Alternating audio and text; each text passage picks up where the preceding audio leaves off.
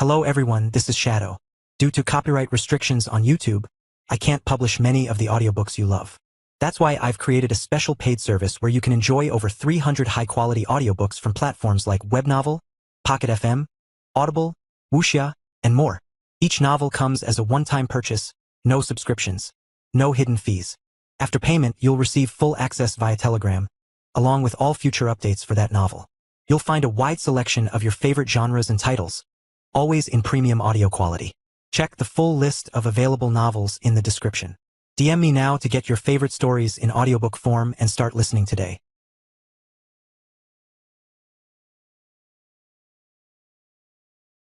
Chapter 451, Drone Vision. The camera edition of the drone looked like it had been there from the very beginning. Michael couldn't describe it. It was seamless like a new limb grown from a plant. He could only attribute this to the spirit of old. He wondered what kind of material it was that could create such a change in a mithril metal. Unfortunately, even ChatJK4 had no answer for his question. If he needed to know more about it, then he would probably have to go in the very depths of the ocean and visit Atlantis. This was definitely on his checklist for later, probably only if he had fully established himself in the Queen's region. He looked at the drone and immediately wanted to test out the new feature that he just upgraded. The problem was he had no idea how to access the drone vision. ChatJK4, a little help here? Please press the recessed button on the very bottom part of the drone. Following the instructions, Michael flipped the drone upside down and saw a small red button right next to the camera. This activates the drone vision? It looks more like those reset buttons on Wi-Fi routers. He pressed the button and suddenly the drone squirmed in his hands as some kind of mechanism inside started to move. After a second, a rectangular box plopped out of the drone's frames. It reminded him of a DVD player when the storage of the disc would shoot out from the front. Except this time it wasn't a DVD at all. It was a pair of glasses that were extremely thin and made out of pure mithril metal. Well, he couldn't help but mutter. He slowly picked up the glasses from its container, which quickly shot back towards the frame once he had the glasses in his hands. He observed the glasses, which looked like visors from a motorcycle helmet. The very frame was made out of mithril, with the wide glasses having a darker tint than he expected. He unfolded the hinges, realizing that it looked like ordinary glasses from his first observation. The only special thing about it was its frame, which was made out of mithril. Even looking through the visor, he saw nothing different. It was very tinted though, and prevented him from seeing through it and completely disregarding the very purpose of glasses. He put it on and it fit perfectly in his forehead. And as soon as it rested on the nose of his bridge, a system interface suddenly appeared in his vision. Booting up drone vision complete. And suddenly Michael felt his eyesight turn completely black. Even when he turned around, he couldn't see anything around himself. Welcome to the drone. His vision suddenly returned. But this time it was completely different from his normal point of view. He didn't know how, but he could somehow see through a complete 360-degree vision all around him. The weird part was that it felt completely normal for him, as if he had been accustomed to this his entire life. And looking back, he realized that he could see himself sitting on the bed. It was literally an out-of-body experience for him. Seeing his own body sitting completely still with the drone glasses still on his head made him feel a little bit awkward, as if he had reincarnated once again, but this time into a drone. This is trippy. It felt like he was in a completely different body. He couldn't even move his own body, as it just sat there completely still like a wax version of himself. But by losing control of his own body, he felt an entirely new body to control. He didn't just control the drone. He was the drone. The 4 propellers around him felt like new limbs. He could control their rotation all in sync or one by one. This would allow him to have aerial superiority unlike anything he had ever done. He willed the propellers to roar into life, lifting off from his bed. He was now flying as a drone. He felt more freedom with this than simply using a flight spell with his old body. How far can I go? Fired up with this question, he saw an open window to the side and decided to fly out into the skies. The association employees that had been calmly walking through the marble floorings of the building turned their heads everywhere as they tried to search for the buzzing sound that they heard echoing through the walls. Michael kept going higher and higher in the skies. And with his 360-degree view camera, he could see the entirety of Metropolis. All its districts, all its walls, and all its megastructures. He could see them all. Deciding that he hadn't had enough, Michael forced the propellers to spin faster and faster, allowing the drone to shoot through to the skies and up at the clouds. As he shot through the stratosphere, he didn't feel any loss in control over the drone. ChatJK4 was right. As long as he was in control of the drone, then he could take it through the 4 corners of the world and he would still be able to control it with no issues. Even if his drone and his body were separated through millions of miles, it would still function properly as before. I can go anywhere I want with this drone, but what if I want to go back? Do you wish to exit the drone vision? Michael nodded. Exiting in 3, 2, 1. And all of a sudden his vision turned black just like before. A second later his eyesight returned, letting him see the drone glasses still attached to his head. I can feel my body. That's good. He picked up the glasses on his head and folded it back up. The transition between the drone vision was pretty smooth. He didn't feel any discomfort from it at all. And as long as he could get over the mental barrier of inhabiting an actual drone, it would just be like turning the lights on and off. I can return to my body instantly. But how about my drone? Your drone is currently 20 kilometers in the sky. It is making its way towards your location at this very second. It will take approximately 2 minutes and 39 seconds before it arrives. His drone would be left wherever he left it, which wasn't much of a problem. He was satisfied as long as he could return to his normal body instantaneously regardless of how far he left his drone. 2 minutes later the drone entered the window and landed back in the bed. The container shot out from its side and he returned the glasses to its rightful place. This upgrade is so good, but I'm gonna need more upgrades. He took out the vial of Sue in his pockets. It's time to coat you into my drone, he thought. Coating Sue into a mithril artifact required the expertise of someone like Chucky. But thankfully ChatJK4 had observed the process from start to finish, allowing it to copy the magic theory involved in the spell. And before he could even ask, a load of information washed over his head, giving him an entirely new spell for coating Sue. Chapter 452, Firepower. The Hephaestus lineage inherited a specific skill that allowed them to coat Sue onto a mithril relic perfectly. And because it was an inherited skill, only they could use it. But thanks to ChatJK4's skill synthesis, it was able to pick apart the spell from its very foundations and recreate it into something that Michael could use. This was easy for the best AI assistant in the entire universe. Following the magic theory in his head, he closed his eyes and summoned a giant magic circle beneath him. The dark green vial floated in the air from the spell, with the cork automatically uncapping to reveal the 3 remaining drops of that mysterious transparent and viscous liquid. He then raised his hand with 3 drops of blood slowly leaking out of the tip of his finger. These drops of blood floated in the air just as the 3 drops of Sue floated from the vial. Chucky's method included a lot of processes and steps that he had to take whenever he coated a mithril relic. Usually it took him 5 to 10 minutes. But ChatJK4's new skill got rid of any unnecessary magic and streamlined the whole process. The 3 drops of blood and 3 drops of Sue suddenly shot towards each other like bullets. They collided in midair, creating a fine mist of perfectly proportioned mixture of the two. Once the Sue acclimated with the DNA in the blood, the fine mist coagulated into one giant drop of red liquid. He reached for the liquid with his finger. It floated just an inch away from his skin. He then slowly pushed this liquid onto the drone until it finally made contact with the mithril artifact. Upon recognizing the Sue in its frame, the drone suddenly roared into life. He didn't know if he was seeing things, but he could have sworn that the drone's frame moved for a tiny bit. And unlike before, the drone seemed to have sucked in the drops of Sue like a thirsty man trapped in a desert. Michael was supposed to wipe the Sue onto the entire surface area of the drone, but it had absorbed it in its entirety instead. The mixture of blood and Sue slowly propagated through the drone's body like veins. It pulsated as if giving life to the machine. A few seconds later, the drone finally finished absorbing the Sue. The red veins on its surface disappeared as if recessing to the deepest parts of its body. And in this moment, another system interface appeared in front of his eyes. Mithril artifact, drone. Spirit of old, 3 drops. Vision. Camera. Drone vision new. Shared vision. Weapon. Unity firearms. Unity gun. Ability. Switch inventory. Propeller. Stealth. Muffled propeller. Speed. Double blades. Frame. Stealth. Camouflage. Invisibility. Defense. Unity shield. Expansion. Drones. Mini drone. Morph. Reduce. Enlarge. Now that he upgraded the drone vision, a new upgrade popped up. Shared vision. This upgrade allows the drone glasses to become more transparent. This will lessen the burden of the software into your consciousness, allowing you to pilot the drone even if you are in your own body. The drone's camera will also experience a huge upgrade. Its image quality will be clear enough to see through disturbances that a diva and an ability will make in reality before they are fully activated. Cost, 2 drops. This was an upgrade worth saving for. If he didn't already have a few upgrades in mind, he would have definitely purchased this upgrade immediately. This upgrade will allow you to see abilities as if you were wearing a thermal vision camera. Just the fact that he could pilot the drone without losing his own bodily functions was enough of a reason to buy the upgrade. But then the huge upgrade in camera quality allowed him to actually have a visual representation of an ability. Should I? I really want to. He had to restrain himself. Despite how useful that upgrade would be, there were still a lot of upgrades that he could buy with those drops. For example, the one purchase he had in mind was none other than the Unity gun upgrade. Having offensive capabilities for his drone would finally make it worthy to be named as a weapon. Others had axes, swords, and morning stars. Now he had a flying gun. He focused on the system interface and clicked on the purchase option. Would you like to buy this upgrade for 1 drop? Michael said yes, and immediately the drone started to pulsate with light. His eyes widened as he realized that he would see the mithril artifact's transformation right in front of his eyes. He missed his chance before, but now seeing it up close and personal would allow him to have a much better understanding about the relationship of Sue and mithril. The red veins reappeared on the drone's frame almost like the inner wiring of the machine had surfaced. Small nanoparticles surged out of the drone's body as it started to form the two barrels that would become the drone's guns. It's literally growing. The spirit of old is some kind of fertilizer that allows the mithril artifact to morph and evolve.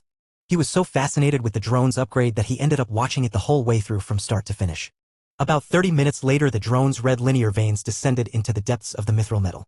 Now there were these two antenna-like barrels attached to the side of the drone. Using his supreme skill, he telepathically moved the antennas to see its range of motion. And luckily it had a ball hinge behind it, allowing it to have a wide degree of freedom in its movement. In this moment he knew how to instinctively fire the cannons at any time he liked. With those two he could essentially have two guns firing off at the same time for a much stronger firepower, or split it to hit two targets instead. His aim was limited if he just controlled the drone normally without the drone vision. Essentially he could target it as long as he could see it in front of him. But he was sure that if he put on those glasses he would have a much greater degree of accuracy with those guns. This was especially so with the 360-degree view. He really wanted to test it out, but he decided to do it later. After all, he was still in the association building with lots of civilians that could end up getting caught in the crossfire. He'd test it out once he purchased all the upgrades for the drone. Speaking of which, he looked through the options once again. With only 2 drops left, he had to be picky. And once again a new option popped up right next to the newly purchased Unity gun. This time there were 2 upgrades he could buy. Unity Guns MK2, this upgrade will double the barrels for the current drone. The reload time will also be reduced for more damage per second. Any mini drones that you have purchased will also be equipped with their own barrel for a single Unity gun. Cost, 2 drops. Unity Grenades, this upgrade will allow the drone to throw grenades that detonate with the power of Unity. Aside from the destructive explosiveness of the bomb, the Unity Grenade will also disable all mana within its vicinity and will disrupt abilities for a limited time. Cost, 2 drops. Chapter 453, Hesitating on Upgrades. Michael once again had to restrain himself from impulsively buying these upgrades. He almost cursed himself for clicking on the option, because now he would be burdened by the possibility of an upgrade he couldn't yet buy. These upgrades are really good, but they cost more too. He still thought that purchasing the base upgrades would give him more value than the secondary tier upgrades. For example, the second upgrade he wanted to buy was the mini drone. Controlling 2 of these drones effectively doubled its usefulness. If he fought against a magnetic during a duel, the fight would become 3 versus 1 with the drones by his side. The only problem he had with the mini drone was that its usefulness was very limited for now. It would only truly show its usefulness once he upgraded the Unity Gun MK.2, when the mini drone would get its own gun. At that point, getting the upgrade could be considered as a necessity. I can't decide. He could also go the stealth route and upgrade the muffled propeller and the camouflage options to really turn the drone into a silent killer. However, he would have to spend both drops he had on acquiring this, which Michael was very hesitant about. After all, he wasn't really thinking about spying on anyone for now. The value it would give him just wasn't worth it for spending the 2 drops he currently had. Should I do the mini drone and the camouflage? Or maybe I should just go all in and purchase one of the tier 2 upgrades? After seeing the secondary tier options that he could buy, Michael was very tempted to just spend the drops on a single upgrade. The shared vision was amazing if he wanted full visibility over a battlefield. If he was a general, then this would be his immediate pick for the upgrade. Having the 360-degree piloting view would allow him to oversee the battlefield in its entirety, giving his opponents no chance for him to ambush him. Meanwhile, the 2 firearm upgrades were an immediate boost to his offensive capabilities. He spent so much hesitating on the right choice that Yuna finally returned into his room. When he regained consciousness, she left to fetch everyone else who came all the way from the nation of Reborn. His parents and the entire crew of the Reborn company swarmed into his room with worried looks on their faces. "Oh, my sweet honey baby, you're okay?" Lilia immediately jumped in front of the pack and hugged him intensely. She squished her cheeks onto his, smothering him. And Michael mumbled, "Oh, what has happened to you, honey? You can't talk." Bart immediately pulled her apart from Michael. "Dear, you're smothering him. No wonder he couldn't talk." "Oh." Michael put some distance away from his mom. "I was just saying that there was no need to worry. I just passed out from exhaustion." Still, there was an obvious look of worry from Bart and Lilia. This wasn't the first time that their son unexpectedly lost consciousness without an obvious explanation. "Lord Michael, are you holding up all right?" Shiana asked, bowing her head. "As up as I'll ever be," he replied with a smile. His obvious good mood released any worries they had for his well-being. His mother thought that it was because of her presence, but it was actually because of the upgrade options he saw earlier. "Bro Mike, this metropolis is so big. Are we going to live here soon?" Zion asked. "Ho ho ho. It's much bigger the last time I saw it. Oh wait, I don't remember. As big as it is, we'll soon expand our business in all corners of the territory. I've got the permit," he replied, revealing the red coin he got from the association. He, so many people here, so many people to spy on," Fudge muttered. "Master, don't you worry. We've already started our preliminary sweep of the entire metropolis." "Not yet, Fudge. We can't just trespass on other people's property when we haven't even got our own place in metropolis. Wait until we've settled." He then tossed the red coin permit to Castell, who took it as if it weighed 100 kilograms. I'll assume you'll handle our expansion here in Metropolis? He asked her. The CEO maid firmly nodded. You can count on me, young master. Have you decided on where you're going to build your headquarters here? Yuna asked him. Not yet. And frankly, I have no idea. Well, I have good news and bad news for you. A new voice suddenly emerged from behind the door. Everyone turned to look at the new visitor. Once Yuna saw who it was, her eyes immediately lit up. Claudia. The aunt and niece had a nice little reunion as they hugged each other tightly. They exchanged some pleasantries with each other, catching up on what they'd been doing, when all of a sudden Lilia appeared behind Yuna to introduce herself to Claudia. Hello, I'm Michael's mother, Lilia. I've heard so much about you from Yuna's letters, Claudia said, shaking hands with Lilia. Oh really? I hope it's good. We've been treating her well under our care. Michael immediately got up off the bed and interrupted their conversation. Right now his mother acted normal. But eventually she would get up to her usual schemes about setting him up with Yuna. And he didn't want Claudia to get involved in that. Ahem, Claudia. What were you talking about? She faced Michael and told him about what happened while he was unconscious. She told him about the appearance of the wyverns in the southern shores. She told him about the parade planned by Alaric Goldstone, and most especially she told him about the current commotion going on in Main Street of the Upperwood district. Wyverns? This means that the foreigners will arrive in the Queen's region soon, Yuna realized. This is huge. That's right, Claudia agreed. And right now duels are popping up all over Metropolis as companies try to prepare. Michael, I wanted to reserve Main Street for your company. But that's not possible now. Jaka chimed in with his own opinion. Why do we have to go to this Main Street? Can't we just choose another land? That's right. Zion agreed. Why do we have to follow this Alaric guy's parade plans? We'll make our own. I agree. Amissa silently voted. Yuna was the first to dispel their ideas. That's not possible. Alaric was only able to plan the parade because he influenced the Duke of Metropolis to agree to his terms. We don't yet have the influence to change that. Claudia looked at her niece, noticing that she used the word we when referring to the Reborn company. Yuna had completely integrated herself into this group. Michael eventually agreed with Yuna. They would need time to build up their power in Metropolis if they wanted to go that route. However, the arrival of the tourists wouldn't wait for him. It was much more logical to follow Alaric's parade and simply take advantage of the route. Those wyverns, they're carrying tourists, right? What kind? Claudia listed out all the possible demi-human tourists from all over the globe. Vampires, werewolves, mermen, you name it. They're probably there. His ears perked up. Mermen? They're from Atlantis, meaning they'd be more knowledgeable about Sioux. Or maybe they even have it themselves. Chapter 454, Fighting for Main Street. I'll join that parade, he declared.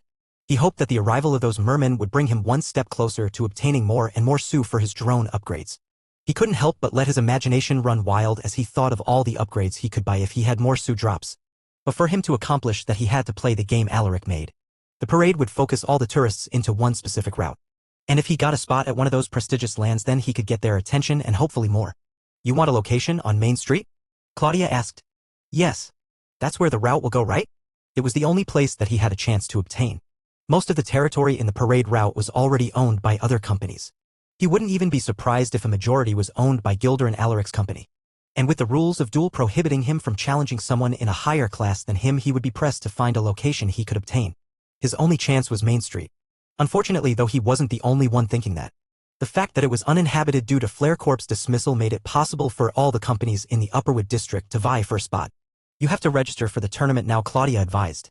You're lucky you woke up today because the registration would have ended today. You're issuing a tournament? Yuna asked, surprised. Yes. Due to the amount of companies fighting for a spot in Main Street, we had no choice but to start an all-around tournament to accommodate all duelers. What's the tournament about? He asked them. My aunt told you about duels, right? Usually duels only have two parties fighting against each other. However, there are times when there are more than two participants in a duel.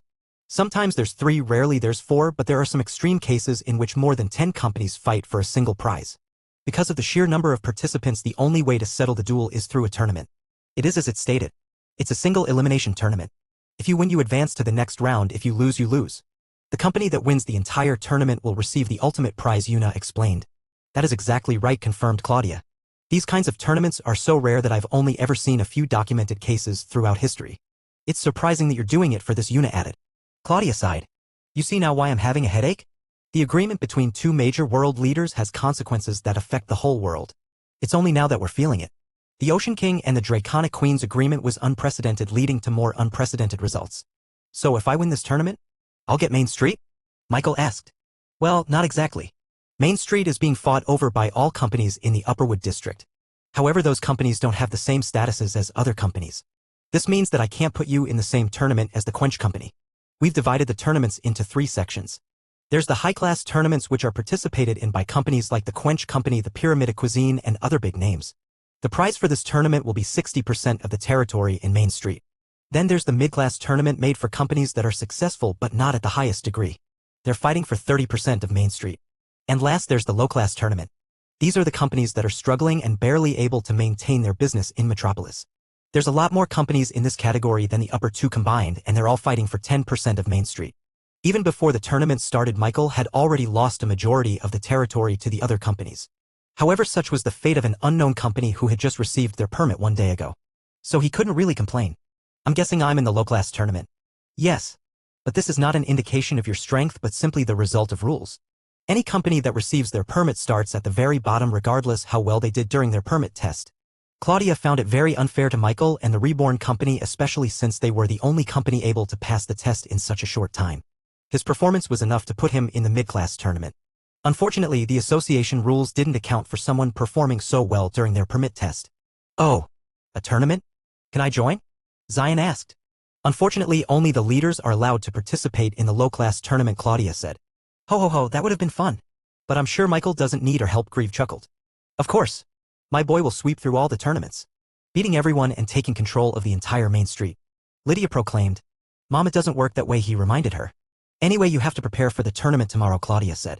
As for me, I'll have to prepare so much paperwork for this damn tournament. I'll have to excuse myself for now. Once Claudia left, Michael immediately went to work on preparations. There were a lot of things to prepare for their expansion here in Metropolis, like the Golden Road and other such features. And since they had nowhere to stay here in Metropolis, they all decided to return to Angora City for now to start the preparations. His mom wanted to stay and cheer him on, but he told her that he needed some time alone to mentally prepare himself for the duels to come. Eventually they all left, with Fudge using his shadow transport skill to teleport them all out of here in an instant. Yuna, on the other hand, chose to stay behind to help Claudia with the paperwork she had to finish. This left him all alone in his room. He took out the drone from his pockets and held it in his hands. After hearing about the arrival of the Wyverns, Michael correctly deduced that there would be so much more duels now than in the past. As business became more competitive in Metropolis, it would be inevitable that he would have to participate in a few of those duels himself. This tournament would just be the first of many duels. Because of this, Michael's decision for the drone upgrade became obvious. He needed firepower. He needed something that would help him win duels. Because of that, he decided to take the Unity Grenade option to upgrade. There wasn't much need for him to upgrade to the Unity Gun MK.2 since the drone already had 2 barrels of Unity Gun. And if need be, he could fire off his own Unity Gun from his finger. Now, Unity Gun was very powerful, don't get it wrong. However, its destruction was only limited to a single ray like a bullet. With its near instantaneous arrival, it could create a lot of devastation. However, Michael wanted to have a little more oomph for his firepower. That's where the Unity Grenade came in. It could be treated as a last resort. Chapter 455, Grenade? No bomb. Purchasing drone upgrade. Michael saw the drone start to pulse with power once again. Its red veins emerged from its interior, somehow giving the illusion that the mithril artifact was alive. Nanoparticles started to form on the underside of the frame. A cylindrical shape started to appear, forming a very large barrel that the grenade was supposed to be launched from. He waited for 30 whole minutes before the upgrade was finished. Right now his drone looked like something out of the military. Its offensive capabilities earned it to have the right to be called as the future of modern warfare. This world didn't even have guns. Yet now he had a weapon that could hover thousands of feet in the air and rain hellfire upon his enemies. Though of course he wasn't going to use it with no regard for human safety. That was the reason why he wasn't going to test it out right here in the middle of Metropolis. He then tapped on the drone's red button to withdraw its glasses for the drone vision. A satisfying click emerged as the drawer shot out from the side, allowing Michael to grab its contents. He put on the glasses and entered the drone's very body. Within a second he found the whole world turned black before his consciousness transferred over to his mithril artifact. He was now piloting the drone as if he was the drone itself. As he commanded it to fly, the propellers roared into life as he soared out of the windows and out into the skies. Once he was out of earshot from everybody, he stopped and turned idle. Now is the chance for me to see if I can really use my spells while inside the drone. According to ChatJK4, transferring his consciousness into the drone allowed him to also transfer his powers into it. By all accounts, this drone was now him. It had all of his supreme talents and skills without any drawbacks at all. Now for ordinary people, conjuring a magic spell required very specific routines that they practiced for months at a time. So when they found themselves not controlling their own body, they wouldn't be able to cast the spell they were so familiar with. But not Michael. With ChatJK4 by his side, a little adjustment was made on the fly to make the spells completely compatible with his new drone body. As he concentrated, a magic circle appeared beneath the drone's frame. A shadow emerged from the circle before wrapping itself onto the drone. Michael saw the world turn into darkness once again as he entered the shadow. This was none other than his favorite spell, the Shadow Transference skill, allowing him to trade places with his clone at any time and any place. After a second, the shadow subsided back down into nothingness as Michael saw himself in a completely different location. He was now in the forest east of Angora City. This was the previous habitat of the fairies before they moved to the nation of Reborn. And of course he left some clones here in case he ever had to go here again. He looked around him and saw nothing but trees and vegetation. However, about 4 kilometers off into the south he saw his very own Rebornians working on the Golden Road. He definitely didn't want to disturb them, so he went a little bit further away for him to test out his drone's new capabilities. Once he was completely alone in a 10-kilometer diameter, he commenced the testing. First he wanted to see the capabilities of his drone's Unity gun. And strangely enough, the 2 barrels sticking out from the side of the drone felt completely natural to him, as when he had 2 arms. It was as if they'd been there the entire time, when he knew in reality they weren't. He could turn it side to side, up and down, with complete and total mobility. "I'll target that bald tree over there," he said as he set his sights on the tree sticking out from the entire forest of greenery. The drone's interface suddenly changed. It now showed a crosshair aiming directly at his target, down to the very branch he was thinking about. The 2 barrels moved forward, creating an almost single ray of point with perfect accuracy. And with a single thought he fired the 2 guns. A near instantaneous beam of pure unity shot out from the barrels, piercing straight through the thin branches of the tree and breaking it off from the rest of them. Impressive, he thought. With a few more tests he saw that once he set his sights on a target, the crosshairs wouldn't leave it no matter how much he moved. It was like a cheat aimbot. As long as his eyes could keep up with it, the drone's targeting mechanisms could too. Now that he was done with the guns, he now set his sights onto a large boulder below him. It's time to test out the Big G. Unity guns were good for hitting small targets. But sometimes he needed a lot more firepower to defeat a large area of enemies. As he set his sights onto the boulder, the short but girthy barrel in front of the drone adjusted its aim. He ensured once again that there weren't any living things near the blast zone before triggering the shot. He commanded it to shoot. Plunk. A slow-moving white ball the size of a baseball shot from the barrel and went straight down towards the boulder. He didn't know the exact blast zone for this grenade, so he piloted the drone further out from the target. And soon the white ball of Unity met with a large boulder. Upon contact, a bright white light shot off from the point of impact, which was soon followed by the image of the boulder getting obliterated into microscopic pieces, with the blast zone continuing to grow from the point of impact. Trees, dirt, soil, rock. Everything around the blast was destroyed from the grenade. Far away, Michael then felt the booming shockwave coming from the blast. It even disoriented his drone a little bit, with his interface experiencing a slight buzz before it quickly corrected itself. That was bigger than I expected. He looked at the aftermath and felt like a part of the forest was devastated by TNT. According to ChatJK4's calculations, the total blast zone for the grenade was about 40 meters in diameter in total. For something named as a grenade, its destructive properties were definitely on the bomb side. Once he felt it was safe, he flew the drone closer to the blast. And as he did, he suddenly felt a strange occurrence. The air seemed different. It felt empty. It was only when he got closer did he realize that he couldn't get a sense of mana at all. They were gone. He felt as if his connection to nature and the world had been cut off. This feels terrible. Is this what normal people feel like? Michael felt like a muggle in this blast zone. He knew that the Unity grenade had the ability to disable all mana from the blast, but he didn't think it would be this potent. If he with a supreme talent for magic couldn't even use mana at all, then other people surely wouldn't either.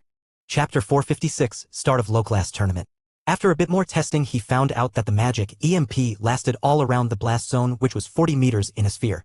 And according to the description of the grenade, even abilities would be hindered inside the blast zone, but only for a limited amount of time. He tested this out by using his switches inside a newly exploded Unity grenade. And surprisingly, it looked like his ability was blocked for a good 5 seconds. Although this didn't seem all that long, it would be considered a lifetime during intense battles, especially those like Chucky, whose entire ability revolved around gathering momentum. And after a few more testings, he realized that the grenade had a much longer cooldown than the Unity guns. Those only took 10 seconds to reload, while his grenade took an entire 2 minutes before it could be used again. It made sense given how powerful the blast was. The drone needed more time to gather mana in the air. All in all, he was satisfied with the upgrades he had for the drone. It certainly upped his fighting capabilities by a significant margin, especially fighting against magnetics. Now I'm prepared for the tournament. He transported his drone out of the forest and back to Metropolis in an instant. He exited the drone vision and put back the glasses into its container before he packed up the entire drone itself into his pockets. Once he was done, he headed out of his room and sought out Claudia to find out more details about the tournament for Main Street. "Oh, have you recovered well enough?" she asked. He responded with a flex of his muscles, which seemed to be enough for Claudia. "Well, then you're just in time. The low-class tournament for Main Street has already begun. Don't worry, I put your fight to the last so that you'll have more time to recover." She handed him a parchment paper which showed the entire bracket for the tournament. He looked through the names and found none that he recognized. On the very edge of the paper he saw that Reborn was matched up with a company named Peter's Wood Carvings. How does this tournament even work? Where does it take place? Right here at our very headquarters. Most ordinary duels take place here. But for special duels like the one between you and Chucky which requires more privacy, we have special locations hidden throughout the Queen's region. But for the low-class tournament here, most of them don't have that thing that you have, so there's no need for that much privacy. Some even request for there to have a public audience as a form of advertisement so that people would go to their companies once they saw how powerful they were. Of course, both parties have to agree to this before we approve of them. But once the tournament has progressed to the semis and the finals, we'll have to move them to a special new location. Claudia guided him over through the association headquarters, passing through the iconic marble pillars of their building until they reached the end where there was just a wall facing them. He could hear faint sounds of swords clashing and some grunts and shouts over the wall. This is one of our duel arenas. It's just a plain circular court where the duelers get to fight each other. Do you want to see? Of course, Michael didn't decline. This would be a good time to see the competition that he was about to face. He didn't underestimate his opponents just because they were in the low-class tournament. Company status didn't necessarily equate to fighting power. Maybe there were some people here who were really good fighters but very weak businessmen. In fact, this would be their chance to shine through the competition and give themselves an advantage. Michael and Claudia both entered a door to the side that led to the outside. This place, unlike the interior, was made out of stone with a lot of dirt on the surface. They both walked through the stairs leading up before they found themselves on the bleachers overlooking the entire circular arena. They weren't the only ones here. There were a few other spectators scattered around the seats. Some of them are just like you. They're participants in the tournament too, and they come here to scout their opponents. Some are just civilian spectators who happened upon the public duel. This is just the first round of the tournament, so there's not many people here, but I bet there will be many more as the rounds pass by. Michael looked at the arena where two fighters were currently locked in a fierce battle. They clashed swords, chipping their very blades from how strong they pushed each other. Their blood and sweat flung off their bodies as they chased each other down, hoping to make the other surrender. He noticed that they weren't using much magic in the fight. At most they give themselves a boost with some physical arts, but that was about it. Eventually one of the duelers won as they disarmed their opponent with a masterful sweep. I surrender. Some of the spectators clapped their hands both for the winner and the loser. Good fight. They were both evenly matched. It was fortunate for us that they faced each other so early in the tournament. True. I'd be defeated by that guy even though he lost. A lot of people were praising them for their battle. As for Michael, judging by strength and skill in the sword alone, they were certainly much better than him. But that was if he didn't use any of his spells or skills and simply used the sword to fight. More and more fighters took to the stage and dueled each other. He saw many varieties of weapons being used, but not that many magicians fighting in the arena. The only one he saw ended up losing to a guy who used gauntlets. The magician was too slow to cast his spell and ended up getting overwhelmed by the boxer. Eventually his name was called up by the association employee announcing from the middle of the stage. Good luck, Claudia said. Though I know you won't need it. He nodded at her and slowly went down the steps. As he did, he garnered quite a few looks from the spectators who were curious to see an actual child participating in the duels. A kid? Who's the leader cruel enough to do that? Is that even allowed? I feel bad. Can I just fight for him instead? Companies had the option to bring out any one of their employees to fight in the duel. It didn't necessarily have to be the leader. So most of these people thought that Michael's boss played a cruel prank on him and signed him up for the competition. Even his opponent looked at the association employee to complain. I can't fight a kid. I don't want to hurt him. The association employee then looked up at the stands to where Claudia was sitting. After getting a nod, he knew that the fight could continue. Take your places. It's time to duel. Chapter 457, Genius Mystic User. Michael stood at the opposite edge waiting at his side of the arena. His opponent, a man wearing full metal armor and wielding a giant metal club, looked at him with a disbelieving expression. Are you sure that you want to fight? The man asked not because of maliciousness but because of worry. He genuinely believed that if they fought he could seriously hurt Michael beyond what the normal limits of the duel allowed. Michael looked at his opponent and nodded. I'm perfectly capable of fighting. Just to warn you, I am a mystical arts user. The other spectators worried even more. This is just brutal. I just hope the kid knows some defensive spells. Will he even cast it before his opponent rushes him? Magicians simply didn't have the advantage in these kinds of fights. Physical art users could overwhelm mystical art users fairly easily before they could even conjure up a single spell. They've seen this multiple times before. And not only that, but Michael was just a kid who they presumed to be in the 1 to 2 star realm. If you really think you can fight, then I will respect your decision. However, I will not hold back, said his opponent.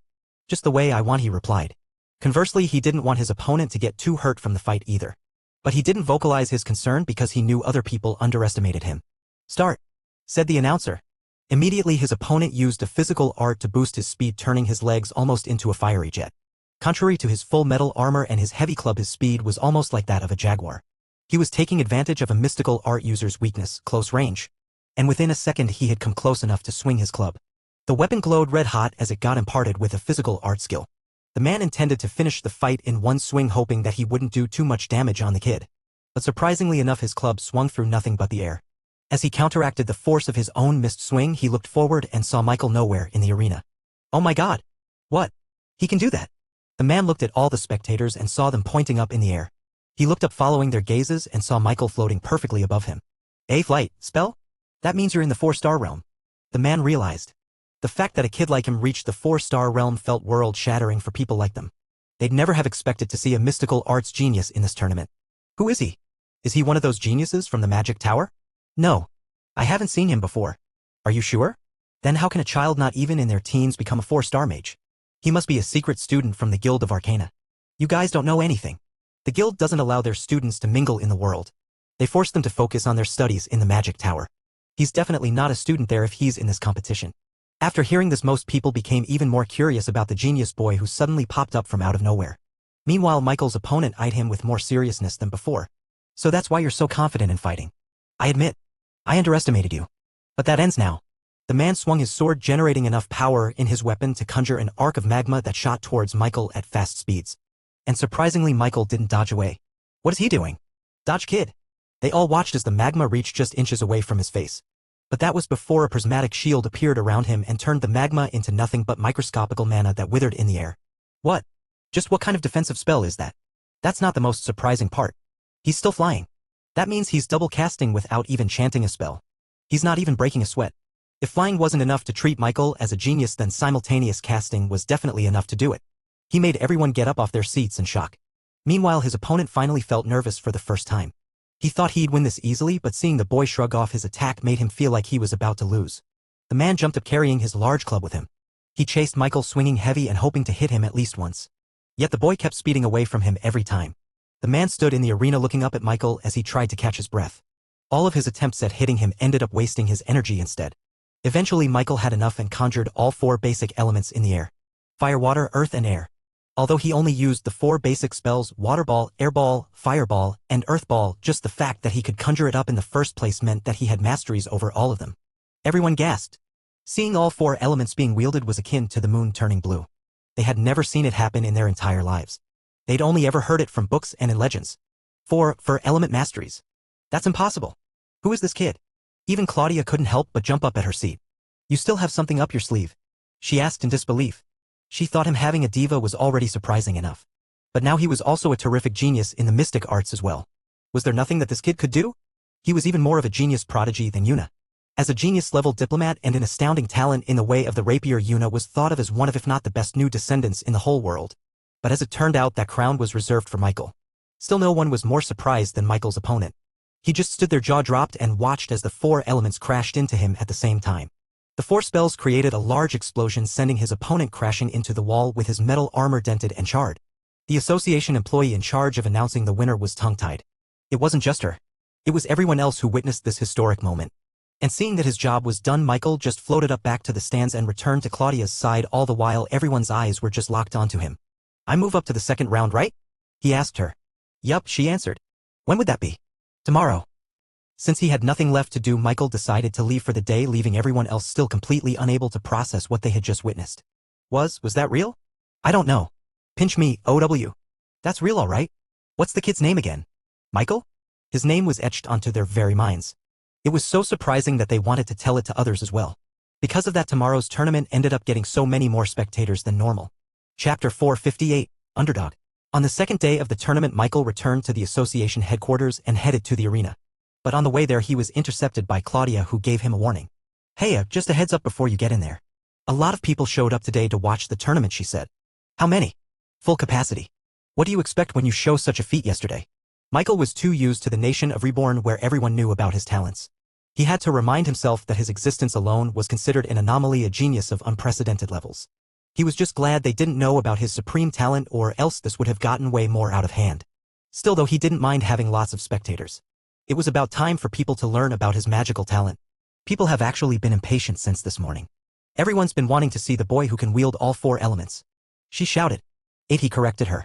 Huh? What was that? Nothing. Anyway, I have a duel coming up, right? Claudia felt like she had just heard something incredulous again but decided not to pursue it.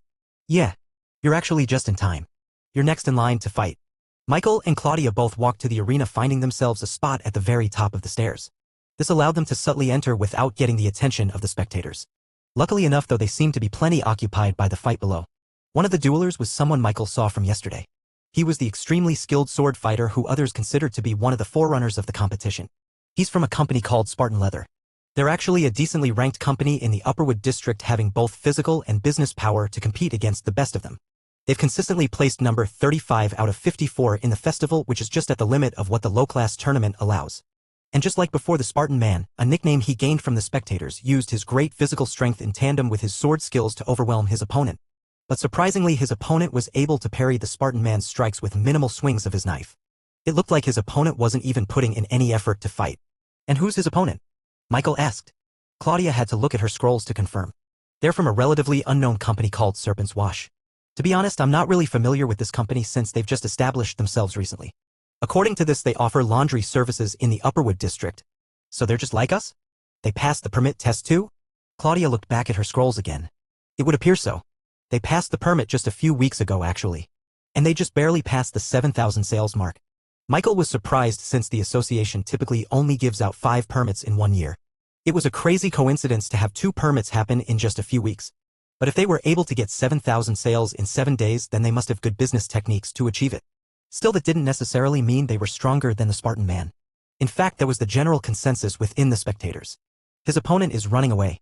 But it's only a matter of time until Spartan Man picks apart his sloppy knife skills. I agree, but doesn't Spartan Man look a little bit exhausted now? You're right. He should have gotten a few hits at this point.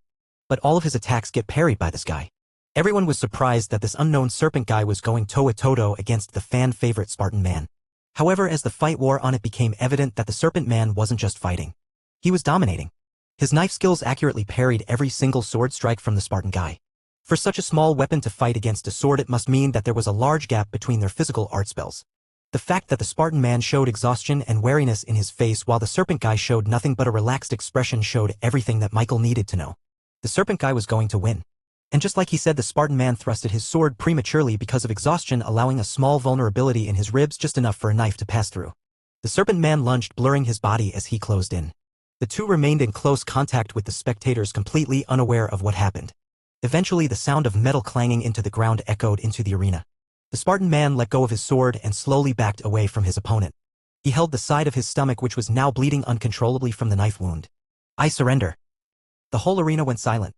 They couldn't believe that the frontrunner was defeated just like that. And in such convincing fashion too. "Yeah, I won," said the Serpent guy. A few others in the arena jumped down and congratulated the guy. Presumably they were from the same company. "Damn, this tournament is so easy. Ha ha ha ha, save it for when I get land on Main Street. You just beat the best fighter in the tournament. We basically won this already." They all laughed and joked with each other, celebrating this win. However, their boasts and their arrogant words earned them some glares from the spectators watching above. Meanwhile, the Spartan Man refused any of the treatment from the association employees and approached his opponent. "Good game. You beat me fair and square," he said, reaching out his hand. The Serpent Man briefly stopped celebrating and looked back at him. Eventually, he approached with a warm smile and shook hands with the Spartan Man. But unexpectedly, the man pulled the Spartan Man closer to him before he whispered, "Good game? You would have never been able to beat me in a million years. This isn't even a warm-up for me. Try again, never loser." The spectators didn't hear their conversation at all. So they were left wondering why the Spartan Man had such a look of anger and humiliation on his face. Eventually, the Serpent Man and his friends all left the arena, shouting their premature celebrations to anyone who could hear. They didn't care that the whole arena turned silent because of their obvious pompousness. This left an entirely sour taste in the mouths of everyone who wanted the Spartan Man to win. "Those guys were jerks," Claudia said to Michael. She was one of the few who heard what the Serpent Man whispered, and she didn't like it one bit. She knew she had to be neutral, but she was inwardly wishing for their downfall in the coming rounds of the tournament. "Michael?" When she turned to look at Michael, she realized that he was already gone. She looked around before she eventually found Michael on the bottom of the arena, quietly waiting for his opponent to show up. A minute later, his opponent did show up and the duel commenced. But not even a minute later, the fight was decided. Michael won. And in such a fast time that he waited longer than when he fought. Chapter 459, Serpent. The fight went so fast that people barely had any time to process what happened. "Winner, Michael," the announcer said, clearly still in disbelief on what she just witnessed. Some were still too shocked about the upset from the previous fight that they completely missed everything that happened in the span of a few seconds. They only found out what happened when the announcer shouted the results. What? It's over? Did a fight even happen? I missed it. Many failed to see it. But those who did couldn't even speak out since they were still unsure of what had happened. They saw Michael stand in the arena facing his opponent. And as soon as the fight started, some kind of shockwave emanated from Michael and hit his opponent square in the chest, crumpling his armor and sending him flying off into the stands. That was it. It was over before it even began. Wait, isn't he the child you said that has 4 element masteries? Oh yeah. He's that kid from yesterday. Once they realized who he was, everyone's eyes started to focus on him. They didn't have to know what happened to know that defeating an opponent of that caliber took skills and power. The man had reached the second round on his own merits. Yet Michael defeated him in just a few seconds before the man could even show off his skills. Slowly, more and more discussions followed about the current state of the tournament. It was one upset to another. The people they thought would win ended up losing to someone completely unknown. Now the 2 current frontrunners were Michael and the Serpent Guy. Although they hated how he defeated the Spartan man, they couldn't help but think that he had the skills to reach first place in the tournament. Meanwhile, with the fight already over, Michael floated back up the arena and rejoined Claudia. That was fast, she muttered to him. Are you in a hurry or something? He shook his head. I was just in a bad mood.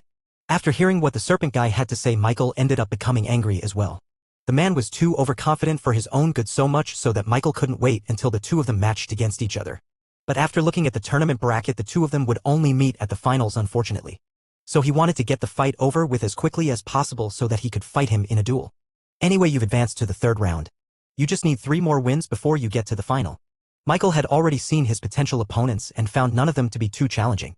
His absolute unity defense and his near-limitless combinations of spells coupled with his supreme skill made it extremely easy to win against normal opponents.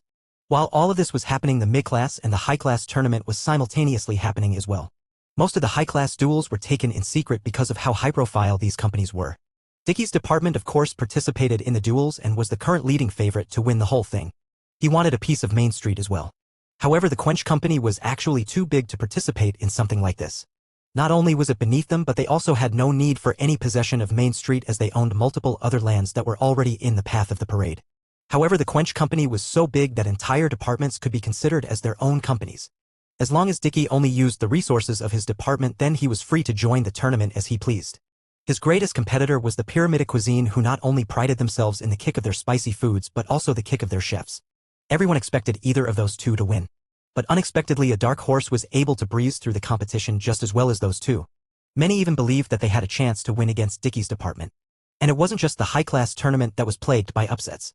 The mid-class tournament had its own dark horse as well. And just like the low-class one, the dark horse had already defeated the leading favorite to win. Michael didn't care much about the happenings outside of his tournament and kept on showing up every single day. The days flashed by as he won the 3rd round, then the semifinals, until he eventually reached the finals. Just one more before he won the entire thing. And the only one standing against him and Main Street was the Serpent Guy, who was actually named Cobra. Cobra and the guys behind him were already celebrating their victory once they saw who they were up against. Boys, this will be easy. Ha ha ha ha. I can't believe a kid got to the finals. The low-class tournament is a joke. They were so overconfident of their abilities that they never even checked out any of the competition. Cobra always showed up, won his duel, and left without watching any of the fights. He completely missed Michael's show of force. Guys, a little respect. The boy may be young, but he got to the finals on his own merits, Cobra said to his friends. Still, the results of the match won't change. I'll win either way. His words ended up getting the ire of all the spectators nearby. They hated how arrogant they sounded. Screw you guys. I hope you lose. Our genius boy will beat your ass. For the last 3 days, the spectators had seen how Michael beat every single one of his opponents with an overwhelming victory. No one was a match against his 4-element mastery. Even his simple fireballs and water balls would decimate any defenses his opponent could conjure. You talk about an easy win? Ha! You don't even know what you're up against. Prodigy boy, show him what you got, shouted one of the audience members. Despite the overwhelming negativity from the crowd, Cobra and his serpent group remained uber confident. Kokoku, so what if he's a genius? That won't matter. That's enough, Cobra said to his friend. Let's get this duel going. The longer we wait here, the longer I don't get Main Street. Cobra then directed his gaze at the very top of the arena. Miss Claudia, I would like your assistance, please.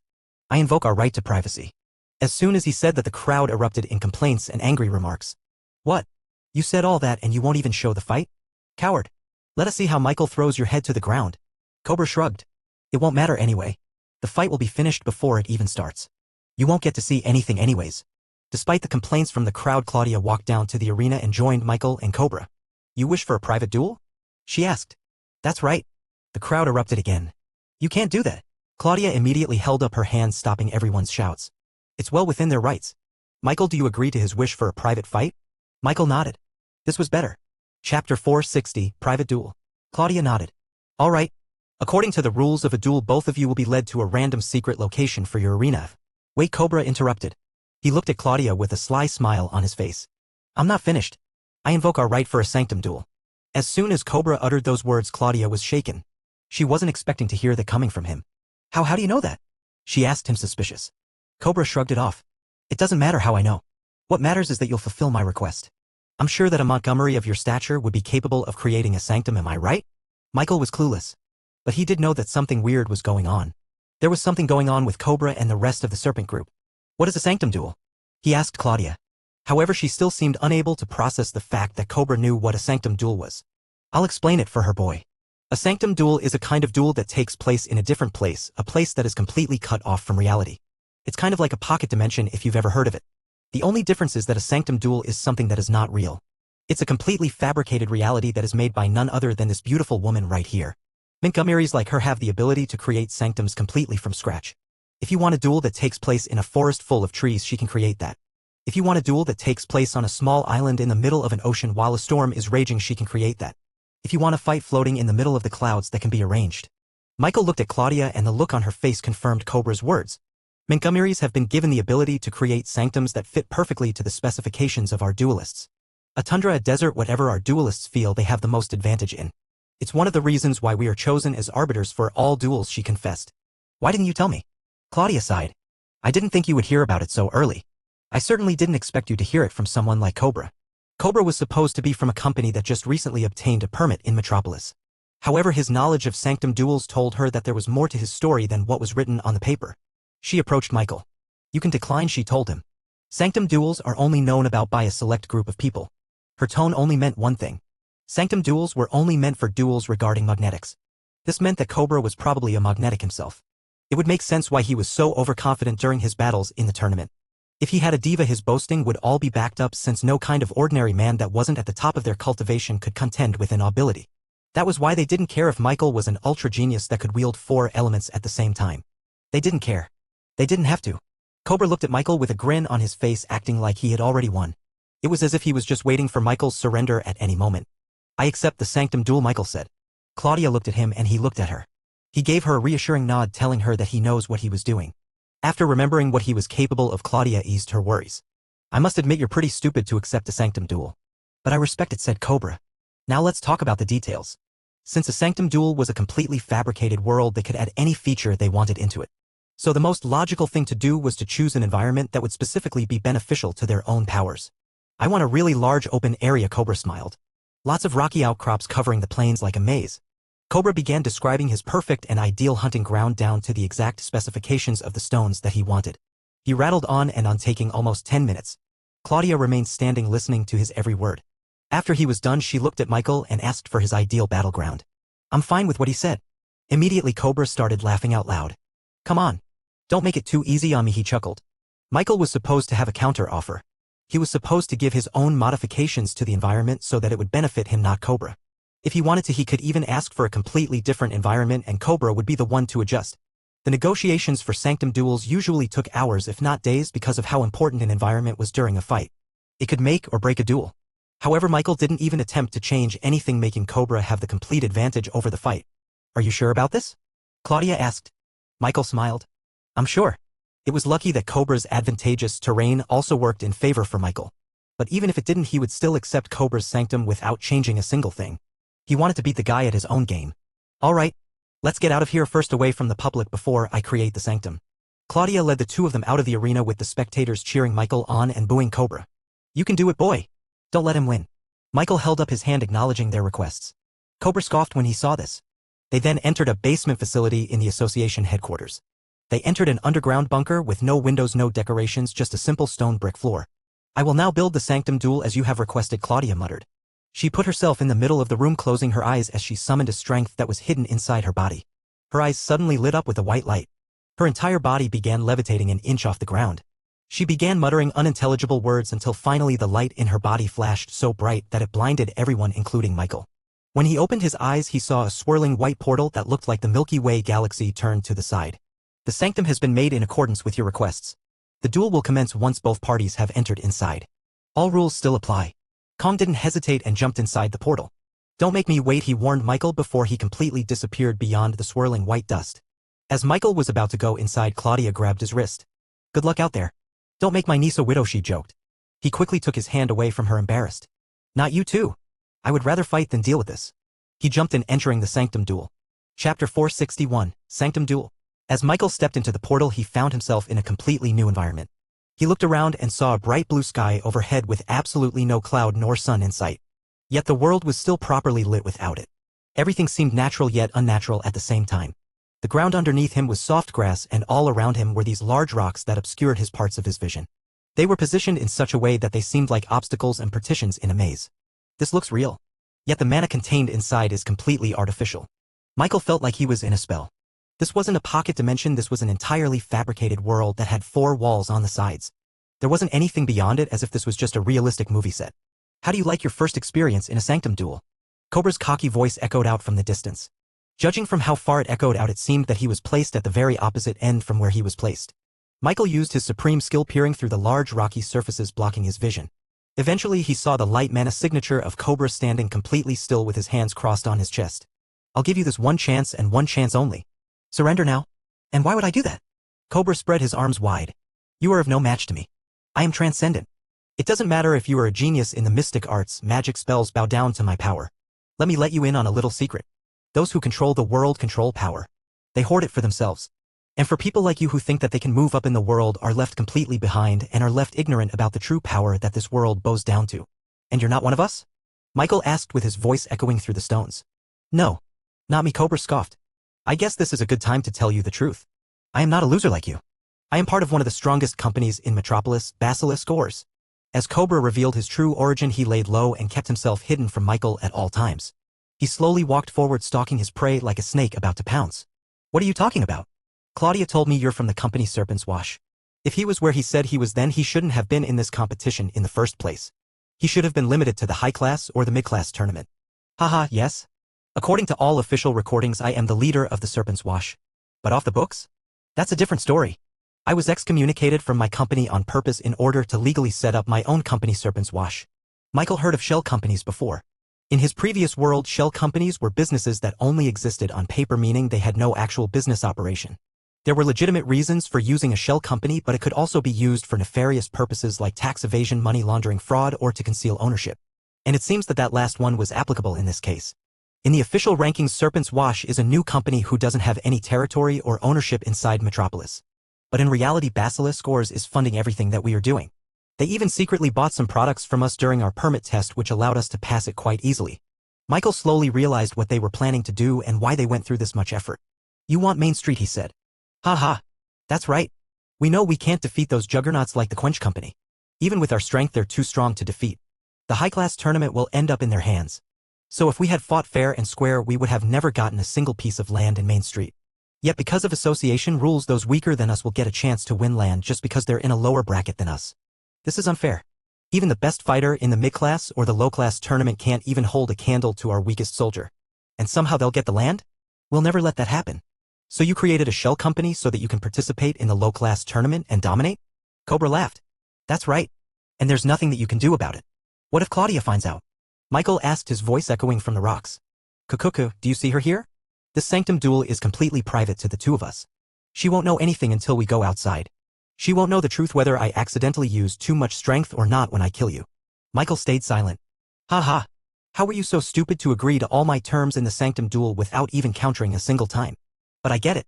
You're too young and too naive. Too bad you won't have the chance to live and develop. I won't let you.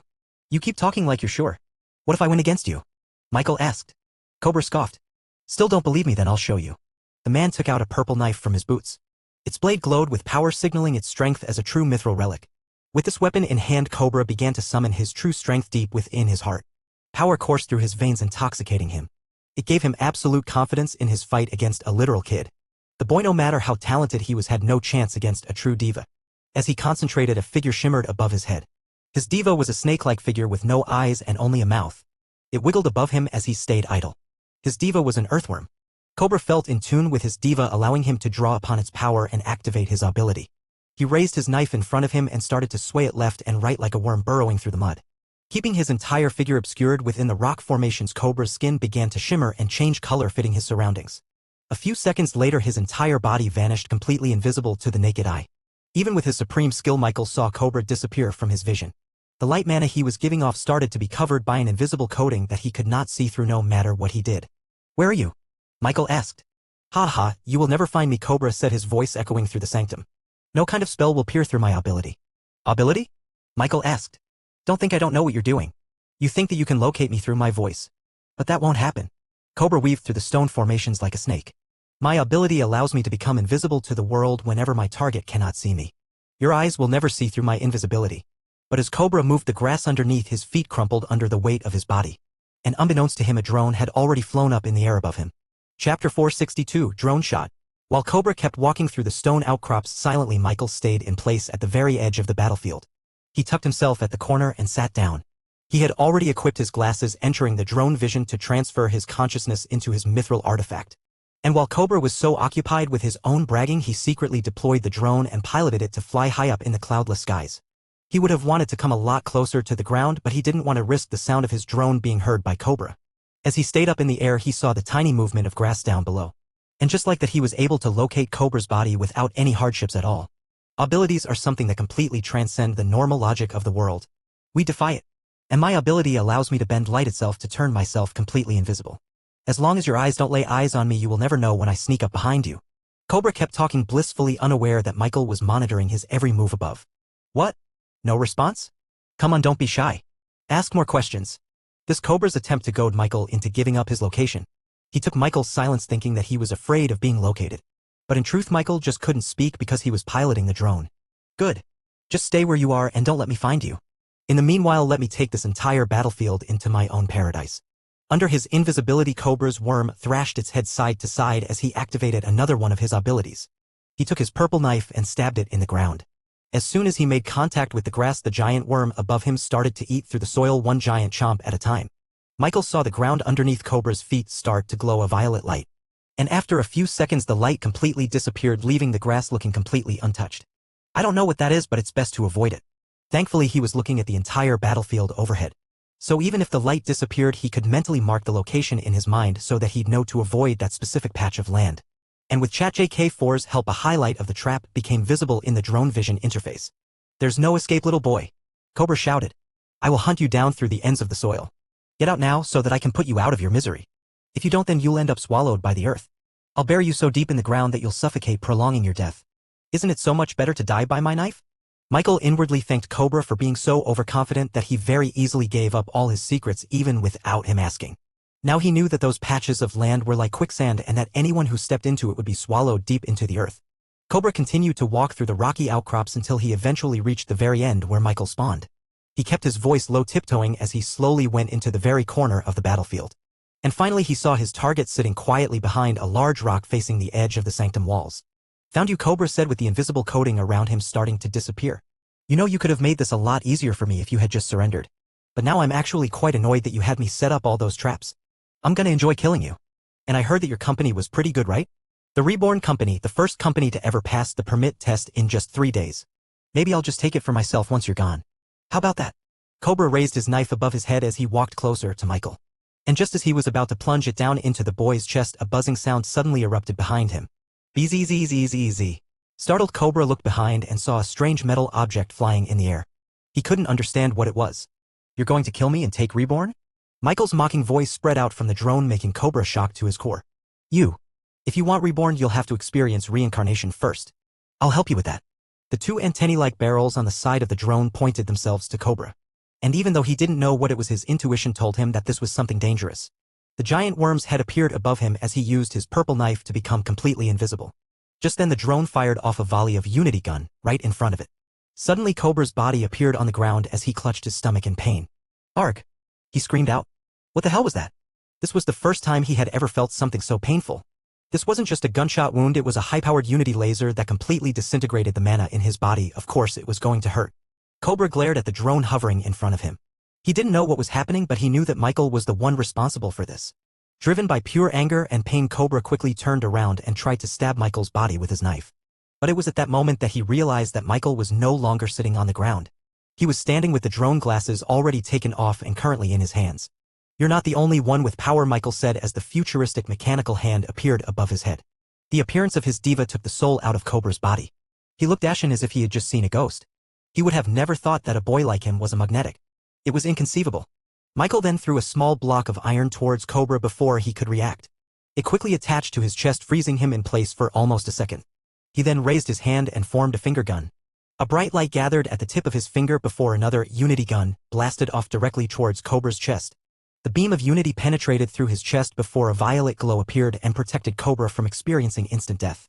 Michael noticed that the glow came from Cobra's heart, meaning that it was probably the Godforge pieces that saved him from the Unity shot. Knowing that he would need time to reload, he quickly left the area before Cobra regained control of his body. Cobra's giant worm eventually wrangled itself off from Michael's ability, shattering the glass the switch imposed upon his body. Once he unfroze, Cobra looked around, feeling like something weird had happened. What was that? When he looked around, he no longer saw Michael anywhere in the vicinity. "That was your ability, wasn't it?" Cobra shouted maniacally as he looked around for Michael. "Haha. Fine. Try and run away. We'll see if you can dig out of the hole you're walking into." Chapter 463, Drone Reconnaissance. Cobra waited to see one of the traps he set up earlier to clamp down hard onto Michael's feet and drag him down into the depths of the sanctum. He listened for Michael's footsteps, which kept on going further and further away from him. But no matter how far he got, his quick soils never activated. Cobra climbed up the tallest rock formation and looked over the entire battlefield from above. There he saw Michael expertly dodge away from his quick soils as if he knew where they were. "You even know where they are?" His exasperated voice came from his very soul. The boy that he had underestimated this entire time turned out to be one step ahead of him this entire time. It was humiliating and infuriating at the same time. Michael's strange powers and that strange flying metal he had with him gave Cobra a foreboding sense of defeat. But he consoled himself with the fact that Michael was running away from him.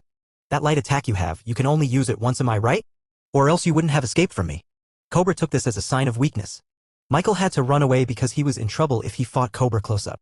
"I'll catch you," Cobra shouted as he jumped down the giant rock face and started chasing Michael through the maze of the battlefield.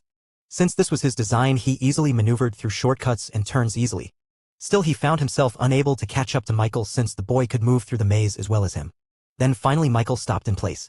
He jumped up to a rock and faced Cobra from a distance. "I wasn't running away from you. I was running away from my own attack." Before Cobra could decipher Michael's words, he heard that same buzzing sound as before. He looked up and saw the drone staring down at him.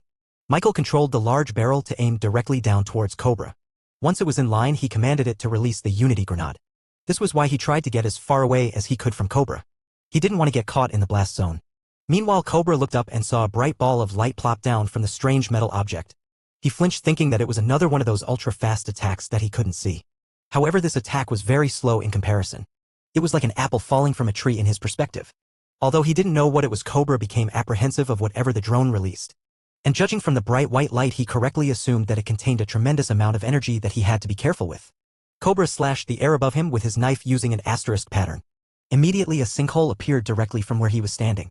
It looked like an endless pit that continued to swallow everything into complete darkness. As soon as the grenade was about to hit him directly in the head, a strange power seemed to redirect it towards the sinkhole in the ground. Cobra was able to create a tunnel that allowed him to avoid a direct hit from the grenade. With the glowing ball swallowed up by the sinkhole, Cobra thought he was in the clear. However, as he looked down, he saw an intense light coming from the sinkhole that shined brighter and brighter until he felt the soil beneath his feet start to rise up like a volcano about to explode. Boom! An explosion of soil, rock, and grass erupted from the sinkhole, sending Cobra flying through the sanctum with burn marks all over his lower body. He landed harshly on the ground, tumbling a few turns before his back crashed onto the edge of the battlefield. The wall shimmered for a brief moment as Cobra impacted on it, but soon stabilized after a second. "GH?" Cobra gasped, trying to return the wind that was knocked out of his lungs. He couldn't believe that the small glowing ball could erupt with such a powerful explosion. The endless sinkhole he created with his worm diva was supposed to swallow everything into the earth, nullifying any explosion into a harmless fart. Yet the Unity grenade was able to overpower his ability and explode without impediment. He lifted his head up and was soon terrified at what he saw. A third of the battlefield was destroyed and reduced into a mere crater because of the explosion. The rock outcrops that formed the maze formation of the sanctum were completely nullified as the blast threw most rocks and boulders down and out of their position. "What the hell is your ability? What is your weapon?" Michael raised his hand into a point, aiming it directly at Cobra. Cobra immediately recognized this hand signal. It was that near-instantaneous light attack that almost killed him. Desperate to escape from the Unity gun, he took his purple knife and swung it in the air. The worm diva above his head thrashed around and created another burrow through reality. Cobra waited for his body to turn invisible just like before. But as the moment passed, he was soon horrified to find out that he couldn't activate his ability. He felt disconnected from his diva. Unable to turn himself invisible, he was an easy target for Michael and his Unity gun. A blast of Unity released from Michael's fingertips, hitting Cobra on his shoulders. Ah! He ignored the searing pain in his body and forced himself to get up. If he didn't, he'd get hit with another one of those lights. He tried to walk away, but the drone buzzed towards him and fired another blast of Unity gun that targeted his legs, turning him near paraplegic. Ha! He crawled, trying to run away. And in this moment, he felt the power of his diva return to his body. The temporary ability interference from the grenade had finally worn off, giving him a chance to escape. Cobra flipped his knife upside down before he staked it on the ground. With all the force he had left, he slashed the knife down, creating a slit on the ground for him to crawl towards. Soon his body disappeared into the ground, fulfilling his diva's true purpose, to be a worm. Michael looked around, trying to see any signs of Cobra burrowing through the soil. Thankfully, he had ChatJK4 by his side. Microscopical disturbance of soil in that area. A crosshair appeared in his vision, telling him where Cobra was supposed to be. With his Unity gun reloaded, he shot the ground. It shot through the soil with the sound of sizzling grass echoing through the battlefield. Unfortunately, it didn't seem to reach deep enough to bring out the worm from underneath. He tried again, using his drone in tandem to play whack-a-mole with Cobra. Shots of Unity gun rang everywhere as soon as the cooldown for it finished. But unfortunately, Cobra buried himself too deep in the soil for him to be affected by the shot. Knowing that he needed something more power, he commanded the drone to drop another Unity grenade indiscriminately on the ground. Chapter 464, Carpet Bomb. Another explosion erupted from the ground, turning another large part of the sanctum into a crater. However, there was no sign of Cobra anywhere near the explosion. The Unity grenade should have been powerful enough to reach deep through the earth.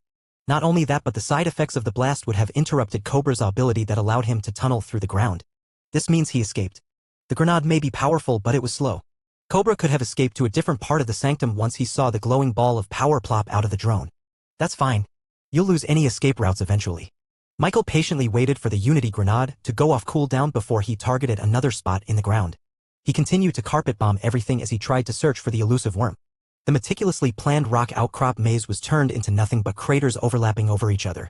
The boulders turned into rubble. The grass turned into burnt soot. Eventually, no matter how big the battlefield was, Cobra ended up having no place left to burrow in.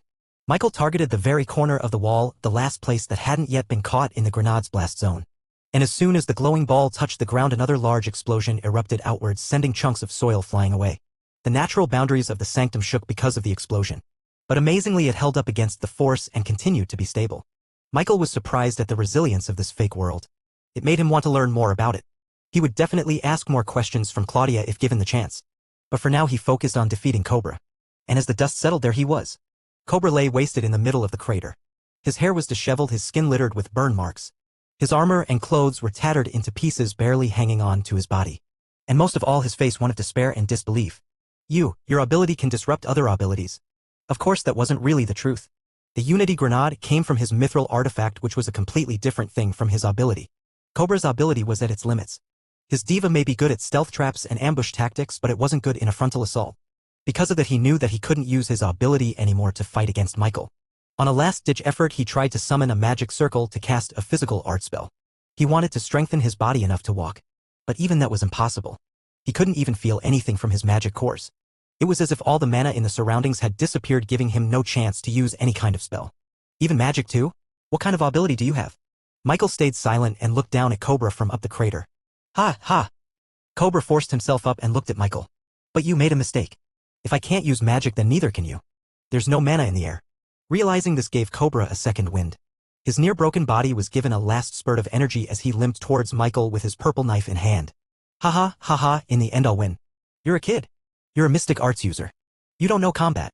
In an environment devoid of mana, only those who were proficient in combat would win. Cobra thought he had one. But Michael wouldn't have purposefully made an environment that would cause him to lose. Who said I can't use magic? He asked Cobra. Then he took out an iron block from his pockets. Cobra recognized it as the object that made him lose time for an entire second. It was a switch. Cobra tried to anticipate when Michael would throw it at him. But instead, Michael didn't throw it. He gently placed it on his own chest, keeping it on the on position the entire time. As soon as he attached it to himself, the mana in his body suddenly regained its power. It was turned on. His magical ability, which had been paused by the interference of Unity grenade, had been switched on. With power back in his system, Michael raised his hand and pointed his finger at his final target. As soon as Cobra saw the light gather in Michael's fingertips, dread filled his heart. No. No, this isn't possible. I shouldn't lose. He tried to get up, but his injuries were far too severe to even stand up. He fell back down, his hand barely holding onto the knife. Damn you. Michael pulled the trigger with the unity beam heading straight for Cobra's chest.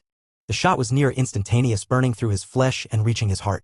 The Godforge pieces used the rest of its energy to generate some kind of force field, successfully preventing the unity gun from piercing through Cobra's heart and killing him instantly.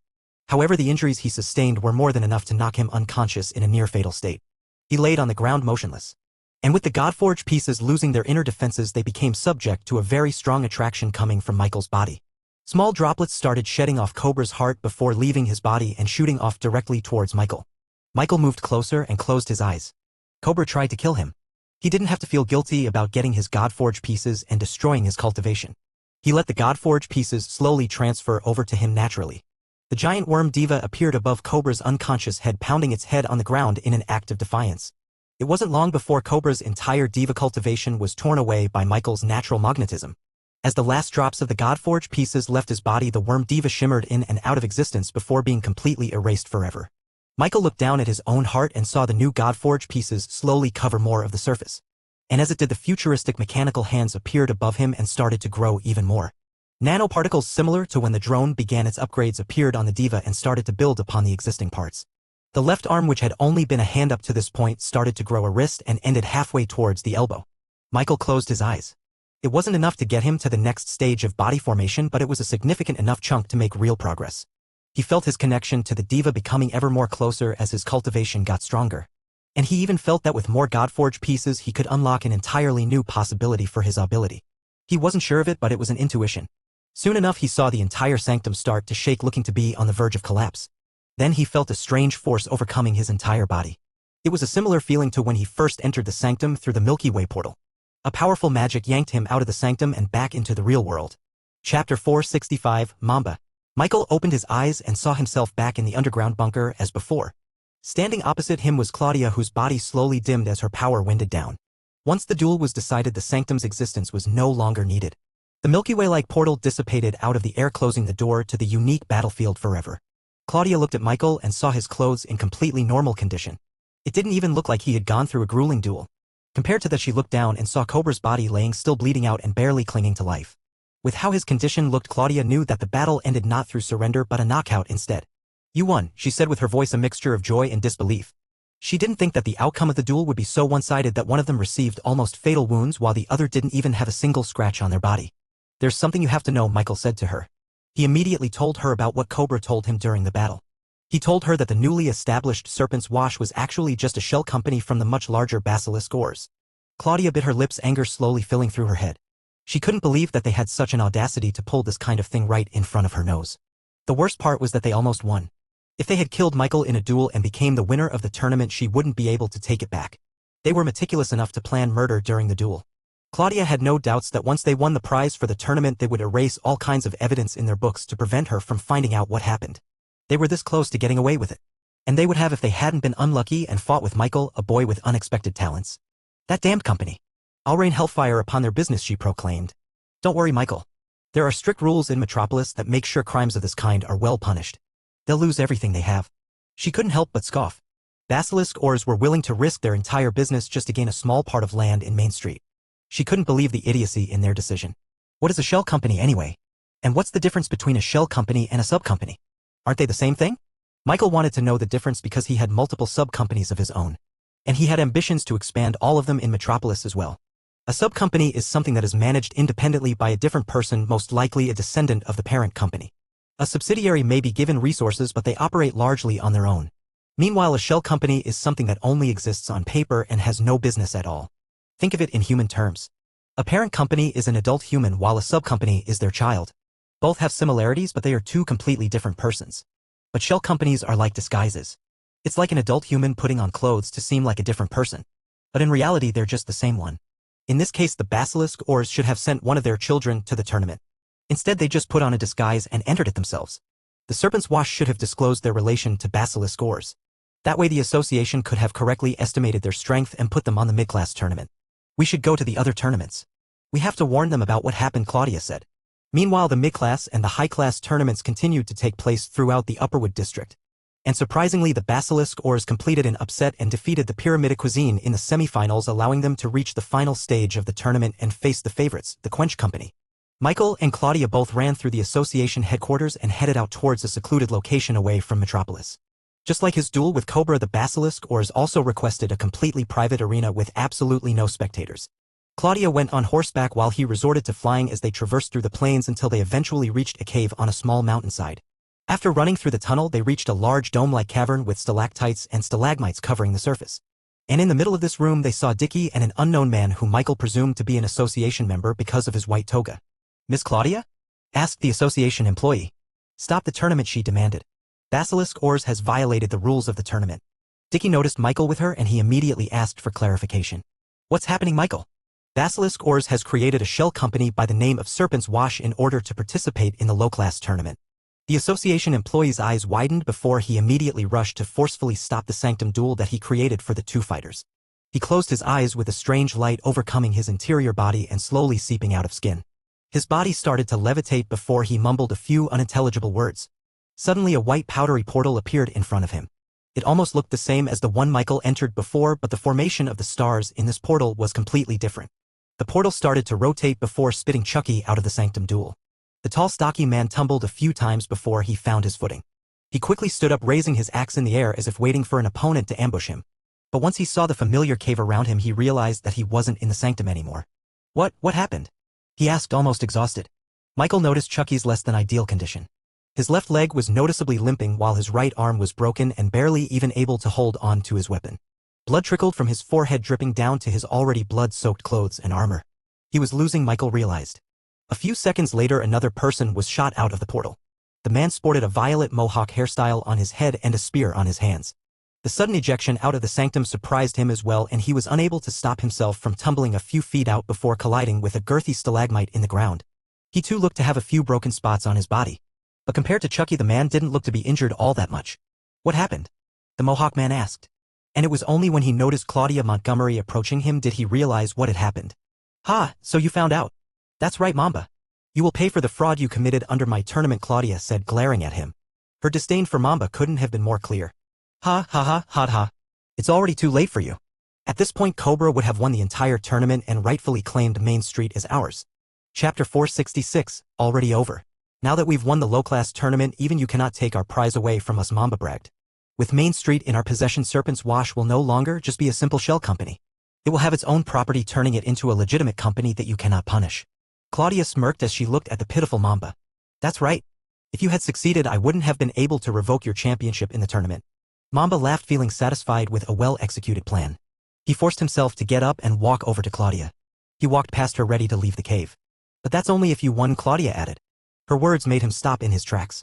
He looked back at her with his eyebrows creasing and showing momentary doubt.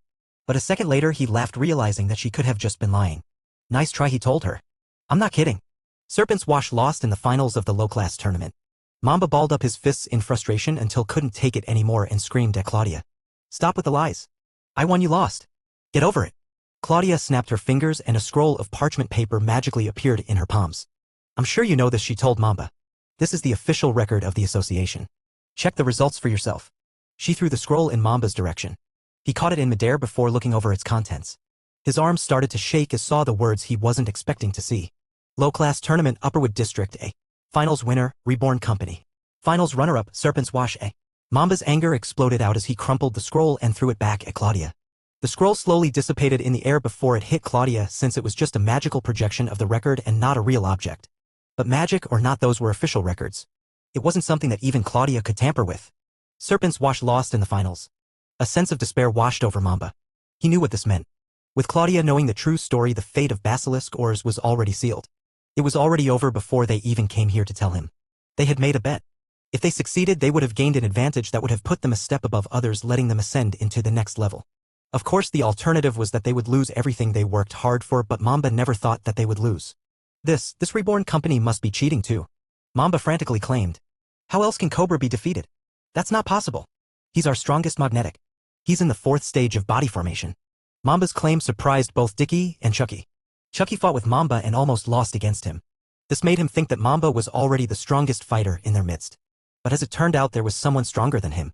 Someone whose diva had already reached the 4th stage. But somehow Michael was able to triumph against someone as strong as that. This was a jaw-dropping revelation. They couldn't help but look at Michael with a new sense of respect and fear. When Chucky fought with Michael, he thought that the difference between them was only minimal. Michael won their duel, but Chucky thought that if he worked a little harder then he could have won against Michael. But somehow Michael won against a 4th stage magnetic. This was impossible. The last time they saw him, which was only a few days ago, he was in the 3rd stage of body formation. That wasn't enough time for him to ascend to the next stage. The only thing that changed about Michael was that he now had a proper mithril artifact with him. How strong did Michael become after coating his flying weapon with Sue? Stop with your excuses. It's time for you to pay the price for breaking the rules. Mamba still couldn't accept his defeat. You're lying. How can a no-name like Reborn defeat the best of our fighters? It doesn't make sense. In his anger, Mamba raised his spear and summoned the power of his diva. A giant cobra had appeared above him with its jaws unclenched and showing its 2 dangerous fangs. Violet venom dripped from the tip of the fangs, showing its readiness to sting anyone that came in its way. Be careful, everyone. If you get too close to him, he'll inject venom into your body. Chucky warned. This was one of the reasons why he almost lost against Mamba. As an axe user, his greatest strength came from melee distance. However, Mamba's ability allowed him to become virtually untouchable under the guard of his snake diva. Everyone stepped away from Mamba's striking distance. Chucky took this chance to raise his axe and charge towards Mamba.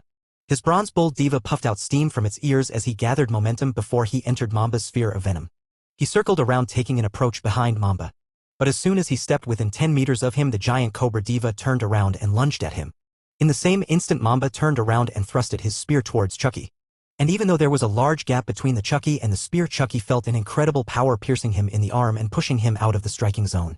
Blood gushed out of his forearm with some kind of violet liquid spreading through his veins. The venom inside his body started to shut down his bodily functions. Coo! Chucky groaned, falling to his knees. He was about to raise his axe again when he felt a warm hand on his shoulders. He turned around and saw Michael giving him a reassuring nod. I'll take care of it from here, Michael told Chucky. He slowly walked forward, making eye contact with Mamba. And who are you, kid? This is no time for you to interfere in adult matters, Mamba ridiculed.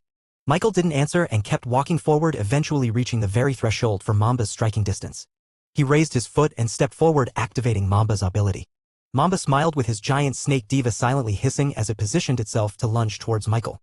He was about to thrust his spear when all of a sudden he heard a buzzing sound from behind him. BZT. A unity gun shot from behind Mamba's chest. The man didn't even know what happened. He looked at his body and saw a searing hole near his heart. He fell to his knees, weak from the gunshot wound. His diva above him phased in and out of existence. Michael walked towards him until they were face to face. Who am I? I'm Reborn. Mamba's eyes widened. The whites of his eyes became red as anger welled up in his head. He couldn't believe that he was being defeated by the same kid who ruined his entire life. But before he could do anything, Michael shot another unity gun in his chest and finished the fight before it even started. Mamba collapsed on the ground with a look of indignation permanently frozen on his face. Michael looked at Claudia. It's done. But instead of moving, she and everyone else who witnessed this moment just stood in place, completely in disbelief. What kind of power does he have? Both Chucky and Dickie gawked at the realization that Michael hadn't used his full power when they dueled. Chapter 467, News Spreading. But no matter how curious they were, no one said a word. A magnetic's power was not theirs to know or share to others. Michael gave them all a nod, silently thanking them for keeping it a secret. Claudia quickly recovered and gestured for the association employee to take Mamba as prisoner. And surprisingly, the employee created another sanctum duel and dumped Mamba's body inside it. Usually one couldn't force people to go inside a sanctum, but this was a special case. This is our way of securing prisoners, Claudia explained. I have proper evidence that they broke the rules of the tournament. This means that we can break the rules regarding his imprisonment. This allows us to create a sanctum despite only having one person enter inside it and without his permission. This was one of the ways Montgomery's ensured that everyone followed the rules. An eye for an eye, a tooth for a tooth. He broke the rules, which meant he wouldn't be protected by it. After taking custody of Mamba, Claudia didn't waste any more time and began a hunt for the rest of the members of Basilisk Ors. She issued a warrant to search every single building and property that the Basilisk Ors had. She made sure to raid Serpent's Wash first to gather more evidence to fully convict them of their crimes. A metropolis-wide search ensued, with every employee from the association moving with swift purpose. It only took them a few hours before they raided the supposed Serpent's Wash headquarters, taking the employees by surprise. This was such a shock to them that they hadn't even changed out of their Basilisk Or's uniform, making them look even more guilty. Claudia busted through the main office and began looking through the records of the Serpent's Wash business. Although the service they offered to the general public was laundry, they didn't even have any washing equipment inside their business operations. Once she looked through the records, she found out that Basilisk Ors were literally laundering their money through Serpent's Wash, allowing them to lessen the tax they had to pay to Metropolis. For example, Basilisk Ores gained some money from selling illegal items in the black market. Now if they recorded this transaction through their records, the association would quickly find out that they made some illegal transactions. Not only that, but they had to pay taxes according to the amount they gained from the sale. So they thought of another solution. They made fake sales on Serpent's Wash and officially recorded that they made a large amount of money from the laundry services they provided. But of course those sales were untrue. They didn't even offer any service at all. Because of this, they were able to legitimize the money they got from the black market and also pay a lot less tax. If they had succeeded in their plans, they would have kept their Serpent's Wash legitimate and kept on stealing money from the public. But because of Michael, they failed spectacularly. And now Claudia did everything in her power to shut it down. After sundown, the whole shady business of Basilisk Ores was completely over. Of course, such a large-scale movement from the association would not be invisible to the people of Metropolis. It wasn't long before rumors and gossip spread around. Hey, did you hear about the Basilisk Ores? They were excommunicated by the association. I heard it too. I would have never thought that a company like that was doing nefarious business in the shadows. They had a shell company called Serpent's Wash. They even reached the finals of the low-class tournament in the Upperwoods district. It wasn't just the ordinary citizens that became curious with the downfall of Basilisk Ores. It was also other companies that had close business relations with them. In fact, they were the ones that were most surprised. They entered the low-class tournament to win 10% of Main Street. TSK. That's cheating. I heard that they even sent Cobra to ensure their victory. They were really hungry for the prize. They sent their trump card for the weakest tournament. I heard they still lost though. What? That's not possible. Cobra is a strong fighter that can even compete against the officers from the largest companies in Metropolis. I dare say he could even go toe-to-toe with the officers of the Legacies. Yeah, but he still lost in the finals. It was then that the name Reborn became engraved in their minds. Who is this company? They asked themselves. It wasn't long before they got an answer. The Reborn company was a novice in Metropolis. They had just received their permit mere days before the start of the tournament. Of course, such a revelation surprised every other company who heard this. It was especially so once the witnesses of the low-class tournament began giving their statements to the public. They told stories about Michael's power, his genius, and how he was able to control all four elements simultaneously. This news spread like wildfire. Nobody had ever seen a quad-element user before. They had only ever heard about it through legends of old. The fact that he defeated Cobra in the finals gave even more credibility to the claims. Of course, he didn't defeat Cobra through magic, but other people didn't know that. It wasn't long before the magic tower itself had to get involved. They had to. A swarm of people knocked on their tower for confirmation about the validity to the claim that a boy appeared with mastery over four elements. The tower master, as well as other senior magicians inside the tower, had to make an emergency meeting just to deal with all the commotion from below. Tower master, this must be a lie, is it not? It is unlikely that a genius of that caliber would be unknown in the Queen's region. We would have heard about it long ago if it was true. Shall we send a warning about such false claims? Every other mage looked at the tower master. However, the man himself wasn't focusing on the meeting. Instead, he was looking at the letter in his hands that seemingly appeared out of nowhere. Dear friend, I forgot to tell you that the boy is a genius in magic. He can control all 8 elements. Bye. From Cerberus Augendor I. Bye. That's it? No other explanations? The tower master's sudden outburst scared the other magicians in the meeting. They had never seen him act like this before. He always painted himself as a man who was cool, calm, and collected at all times. Yet now he looked deranged. Tower master? The man sighed. Ignore the questions from the public, he said. But sir, that would implicitly confirm the claim that an unknown boy has a 4-element mastery. Didn't you hear what I said? The other magicians had no other choice but to hold their tongues. The tower master's words were final and he wasn't going to budge no matter how much they complained. So soon after the meeting, the entire magic tower was given explicit instructions to ignore any inquiries about the boy with quad-elemental mastery. And as expected, the public took the magic tower's silence as a sign that the rumor was true. Michael was a mystic genius unlike no other. This became much larger news than anybody expected. The gossip about the Basilisk Ore and the scandal in the tournaments only spread as far as the Upperwoods district. However, the rumor about mystic genius Boy Wonder spread throughout the entirety of Metropolis. Soon everyone heard about the boy whose talents in magic surpassed even that of the Tower Master of Metropolis. Chapter 468, Pond Rippling. The next day came and the news about Michael's mystic talents continued to spread. But despite how interesting the news was, business still had to continue, especially in the Upperwoods district. Today was the last day of the festival, meaning that this was the last chance for companies to try and increase their rankings by getting a lot of sales. The 7th day of the festival was usually the busiest day out of them all. This was where people swarmed stores in an attempt to buy items and services with the discounts given only during the festival. It was the last hurrah, as others like to say. Companies doubled their staff, increased their inventory, and prepared for the crowd of people that swarmed through their doors. But as the day started, something weird happened. Many companies saw a distinct lack of people visiting their stores. The amount of people that entered their premises was the exact same as the day before with not much change. This was very weird because they expected the last day to have almost double the amount of customers they had before. They thought this was simply a slow start and that more people would come as the day progressed. But as the sun continued its journey through the skies and reached the zenith, the customers they got still remained at a constant rate with no increase or decrease. Many companies were weirded out at this point. And eventually they sent out their own people to investigate the cause of this phenomenon. And they didn't have to walk far before they stumbled upon the answer. In the middle of the market plaza there was a large gathering of people crowding a single point. Why are there so many people in the park? Could there be a really popular store there? What's the company located in the J5 area? However, as they sent out their men to investigate, they found out that there wasn't even a stall or a store where the people were gathering. These people were just standing in line waiting for nothing. Ha! What are they doing? Are they caught in a trance or something? They eventually asked the customers themselves. And when questioned why they were waiting in line for an empty spot, the answer was that they were waiting for a company called Reborn. Because Michael finished his permit test in 3 days, he was forbidden to continue selling items in a stall.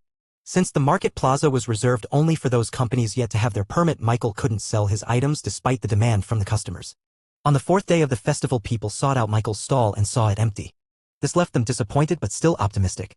On the 5th and 6th day, the J5 stall was still empty. And on the 7th day, many customers thought that the Reborn stall would pop up once again since it was the final day of the festival. Essentially, the people who came from the 4th to the 6th day all returned on the 7th day, which now created this large group of people waiting in line for Michael's stall to return. Once the other companies in the Upperwood district found this out, they couldn't believe it.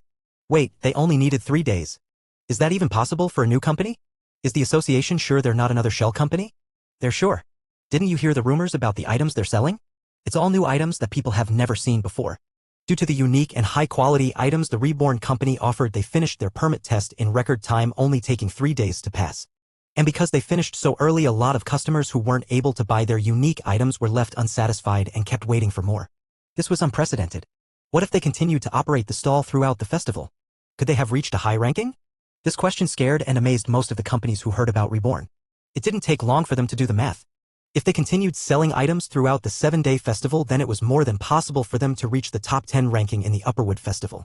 For an unknown company, achieving this feat despite only starting in Metropolis a couple of days ago was beyond comprehension. Of course, most of the general public wasn't made aware of this kind of news. It only stayed within the community of companies in the Upperwood district.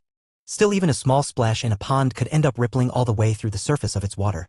It wasn't long before the legacies heard about Michael's feat. Bobby heard about it through Dickie. Of course, since Dickie was bound by a vow of silence, he didn't talk about Michael's ability or his weird flying mithril weapon. He only told Bobby about Reborn's feats in the Upperwood Festival, which was already public knowledge. Whew! I didn't think that little guy was so impressive, Bobby muttered. I would have asked him to become an officer in Quench if I knew how talented he was. Meanwhile, Aerith heard about it after getting contacted by the association to heal Cobra and Mamba. When she went to treat Cobra of his injuries, she realized that he had gone completely insane. The man kept on banging his head on the walls, muttering some unintelligible words. He had a very deep psychosis, something that even she couldn't repair. Because of this, she heard about Michael and the Reborn company. It amazed her that a kid she met from a small rural town ended up becoming a genius in the mystic arts. For elemental mastery? I should have recruited him into my apothecary when I had the chance. His talent in healing must be extraordinary. The last one to hear about it was Alaric Goldstone. His entire day was scheduled around preparations for the parade. However, such news became so sensationalized that he ended up hearing about it despite how busy he was. Interesting, he muttered, fidgeting with the golden ring in his finger. And just like the others, he found out about the crowd gathering in the market plaza waiting for his stall to arrive. Reborn will become a formidable opponent, he realized. His right-hand man Perseus and his left-hand man Orion questioned the conclusion of their leader. I don't believe so, Alaric. They're a good company but not good enough to compete in the top market of Metropolis, said Perseus. And this Michael kid may be powerful in the mystic arts, but that's not enough to reach the top, Orion added. Alaric shook his head, disagreeing with their observations. Bobby and Aerith will only see his talents in the mystic arts just like you both. But I'm looking at something completely different. They passed the permit in just 3 days. This means they got 7,000 sales in such a short amount of time. If they continue to get that much sales throughout the entirety of the festival, then they could have reached the top 10. This is good but not that impressive. However, many people are missing something. They wouldn't have stayed stagnant in their sales. By all accounts, they would have doubled it with each day that passed. The crowd in the market plaza proves that. And when you take that into account, you can see the number clearly. They would have surpassed the Quench company and reached first place in the festival. He would have done that in a small little stall. It doesn't matter if he doesn't have enough strength to reach the top. His intangible business talent will allow him to hire all the muscle he needs. Chapter 469, Visiting Main Street. Michael had the permit to establish his company in Metropolis. And after winning the low-class tournament, he now had a space to build his first headquarters in Main Street. He walked up to the association headquarters first thing in the morning and visited Claudia in her office. Michael, just the man I wanted to see. Do you know what's been happening throughout Metropolis right now because of you? Claudia asked, putting her hands on her waist and starting sternly at him. What did I do? Michael asked innocently. Oh, I don't know, maybe it's the fact that an unseen-a-lifetime genius has appeared in the walls of Metropolis. Everyone's been talking about the boy who could wield all four elements at once. I would have thought that the magic tower would have intervened by now, but strangely they stayed silent throughout all these affairs. Did you pay them off or something? Michael didn't know what she was talking about. However, he did remember Cerberus telling him that he would get the Guild of Arcana off his back in Metropolis. Whatever Cerberus did worked. Anyway, you're now one of the most popular people in Metropolis. For better or for worse, your company is now in your shadows. Michael didn't mind it all that much. After all, he experienced popularity in all the territories he had been in, like Kingsbridge Town and Angora City. Though for those times his company was the cause of all the commotion due to how innovative they were. Also, there were a lot of disgruntled voices yesterday during the final day of the festival. Everyone complained that they couldn't buy any items from the Reborn company stall. I had to issue a statement saying that your company will soon open its doors to all customers permanently. Thanks. I guess I need to start working on our building. Claudia nodded like a teacher lecturing a student. That's right. You better act fast so that you get your operation up and running before the parade happens. I don't know exactly when it'll be, but you should hurry and establish a store within a month. I think that's a harsh time limit, but you need to in order to keep up with the parade. But unlike Claudia, Michael didn't worry about the building. After all, he had concrete by his side. If he wanted to, he could hurry the construction in a single day. He was more worried about the design rather than how fast he could make it. Can I see the place? Claudia took out a scroll from her desk and tossed it to Michael. He unwrapped the parchment paper and saw an official-looking document regarding his new territory in Metropolis. This is your copy of the land's deed. Don't worry if you lose it. We have all documents insured to be kept in a vault, she said proudly. He ignored her and kept the deed in his shadow inventory. Ahem, you are entitled to receive 10% of the territory in the main street of the Upperwood district. Now, due to the rules of the tournament, you cannot pick which part of the street you own. First, the winner of the high-class tournament picks, then the mid-class, and whatever's left will be left to you. If you follow me, I'll show you your land. She headed out of the association headquarters with Michael following closely behind. They eventually landed on a different part of the Upperwood district, which was quite far away from the market plaza where the majority of people gathered. Only carriages and horses flowed through this area because there weren't any sidewalks for people to walk on. Still, the reason why Main Street was so sought after was not because of the locals, but because of the tourists that would pass through this area in the parade. This corner of the street is now owned by the Quench Company. Dicky already had the place surveyed, and this building will soon be knocked down and repurposed for their needs. The whole street was filled with empty and abandoned buildings previously owned by Flair Corp. Most of the items inside were already salvaged, but there was some remaining paraphernalia left behind, like some wooden signs, some torn-up flags, and even discarded uniforms. They walked over to the end of Main Street and saw what looked to be an empty warehouse with its doors open wide. The place had boxes and crates strewn all around. There was another warehouse on the opposite side of the street, and Michael owned that too. All in all, Michael was quite satisfied with what he got. The place may look small area-wise, but he knew that he could always build upwards if he needed more space. Of course, the most ideal place that he could have gotten was at the first corner of the street now owned by the Quench Company. They would be the first ones that the foreigners saw during the parade. But besides that, there wasn't really any difference from the territories in Main Street. How do you like it? Claudia asked worriedly. This entire place looks dingy, but with a little bit of cleaning it'll serve as a good enough headquarters. If you want, I can introduce you to a good carpenter company that can renovate this warehouse into something better. He declined. There's no need. I'm tearing the entire thing down. She looked at him, wanting to see if he was joking. Are you sure? It'll take 2 months to build it from the ground up. If you want it to be hurried, then you'll have to hire an expensive construction company that can use magic to build it faster. Don't worry. I have other plans. Claudia went silent for a second before relenting. I won't ask. I don't think I have the capacity to be shocked again. She correctly deduced that Michael had something up his sleeves. Anyway, that's about it. If you have anything you want to know, don't hesitate to ask me. Just as she was about to walk away, Michael reached out to her. There's a favor that I want to ask you. There's these 4 companies that entered the permit test, and I want to know where they are. Otto, Rena Carter, and Pedro packed up their things and got ready to return back to their territories. They had to give another bad news to their family just like the year before this one. Still, this experience wasn't all that bad. They may have lost the test, but they were able to witness something incredible with Michael and the Reborn Company. They felt a sense of pride when they heard about Michael's accomplishment. They felt happy for him and his future in Metropolis. As their carriage left the gates of Metropolis, they couldn't help but look back fondly at the megacity. And it was at that moment that they saw a golden-haired boy standing behind them. Michael, why are you here? Otto asked, getting out of the carriage to greet him. I just came to ask you guys something. What is it? I'm offering you a chance to establish your companies in my territory. It's not Metropolis, but I guarantee you'll have a better life there. Chapter 470, More Subsidiaries. Your territory? Rena asked curiously. If we do we get access to those products that you sold in your stall? Can we buy your soap there? He nodded. Of course. The items that I sold in Metropolis are just a small part of what Reborn offers. They all looked at each other. And even without talking, they all knew what they were going to say. Yeah. We'll accept it. I admire the metalwork in your products. They even look like they're dwarven made. I'd like to learn from the blacksmiths responsible for that. Pedro cheered. Sure. I think you're in for a surprise, Michael smiled. I also accept your offer. Where's your territory? Carter asked. You have two options, he told them. First, you can stay in the Queen's region and establish your companies in Angora City. I'll have my people arrange for you to have your own territories. The first option already surprised them all. Angora City may have declined throughout the years, but it was still a capital city regardless. Back in the days, it had the same prestige and popularity as Metropolis. They couldn't believe that the territory Michael mentioned was Angora City. They would have thought that his territory would only be a small town or village. Wait, Angora City is your territory? How's that even possible? Otto wondered. Long story short, I'm their sponsor. I have a good working relationship with Duke Stelmane. They all gasped. Michael's background was a lot deeper than they could have ever imagined. With Angora City under his control, the entirety of the southern tip of the Queen's region was practically his. If you want something better than Angora City, then you can go to my nation in the Parched Lands. You own a nation? Their shouts gathered a few curious stares from the carriages lining up on the gates of Metropolis. I own a nation. It's in the King's region. Rena remembered something about the Parched Lands. Isn't that a desolate desert? It was. But we turned into a habitable zone. There was even snow last month. They all couldn't help but have a tinge of disbelief in their faces. Snow in a desert was a completely paradoxical sentence that was inherently hard to believe. I can show you guys around if you'd like. They all looked at each other before nodding in agreement.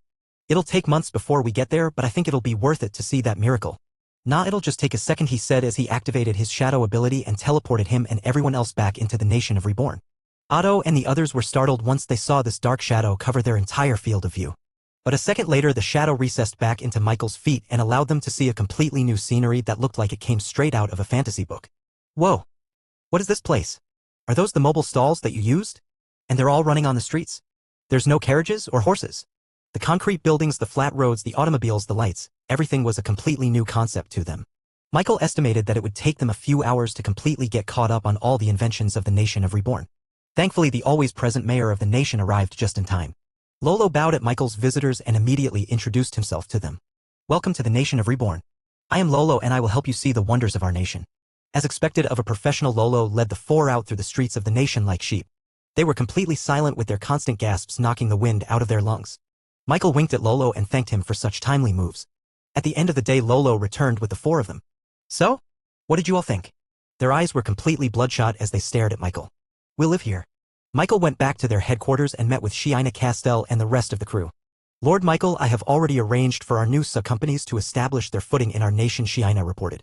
All four of them decided to move their entire business and their families to the nation of Reborn after seeing how amazing this place was. They told him that this paradise was infinitely better than what they had been hoping for back in Metropolis.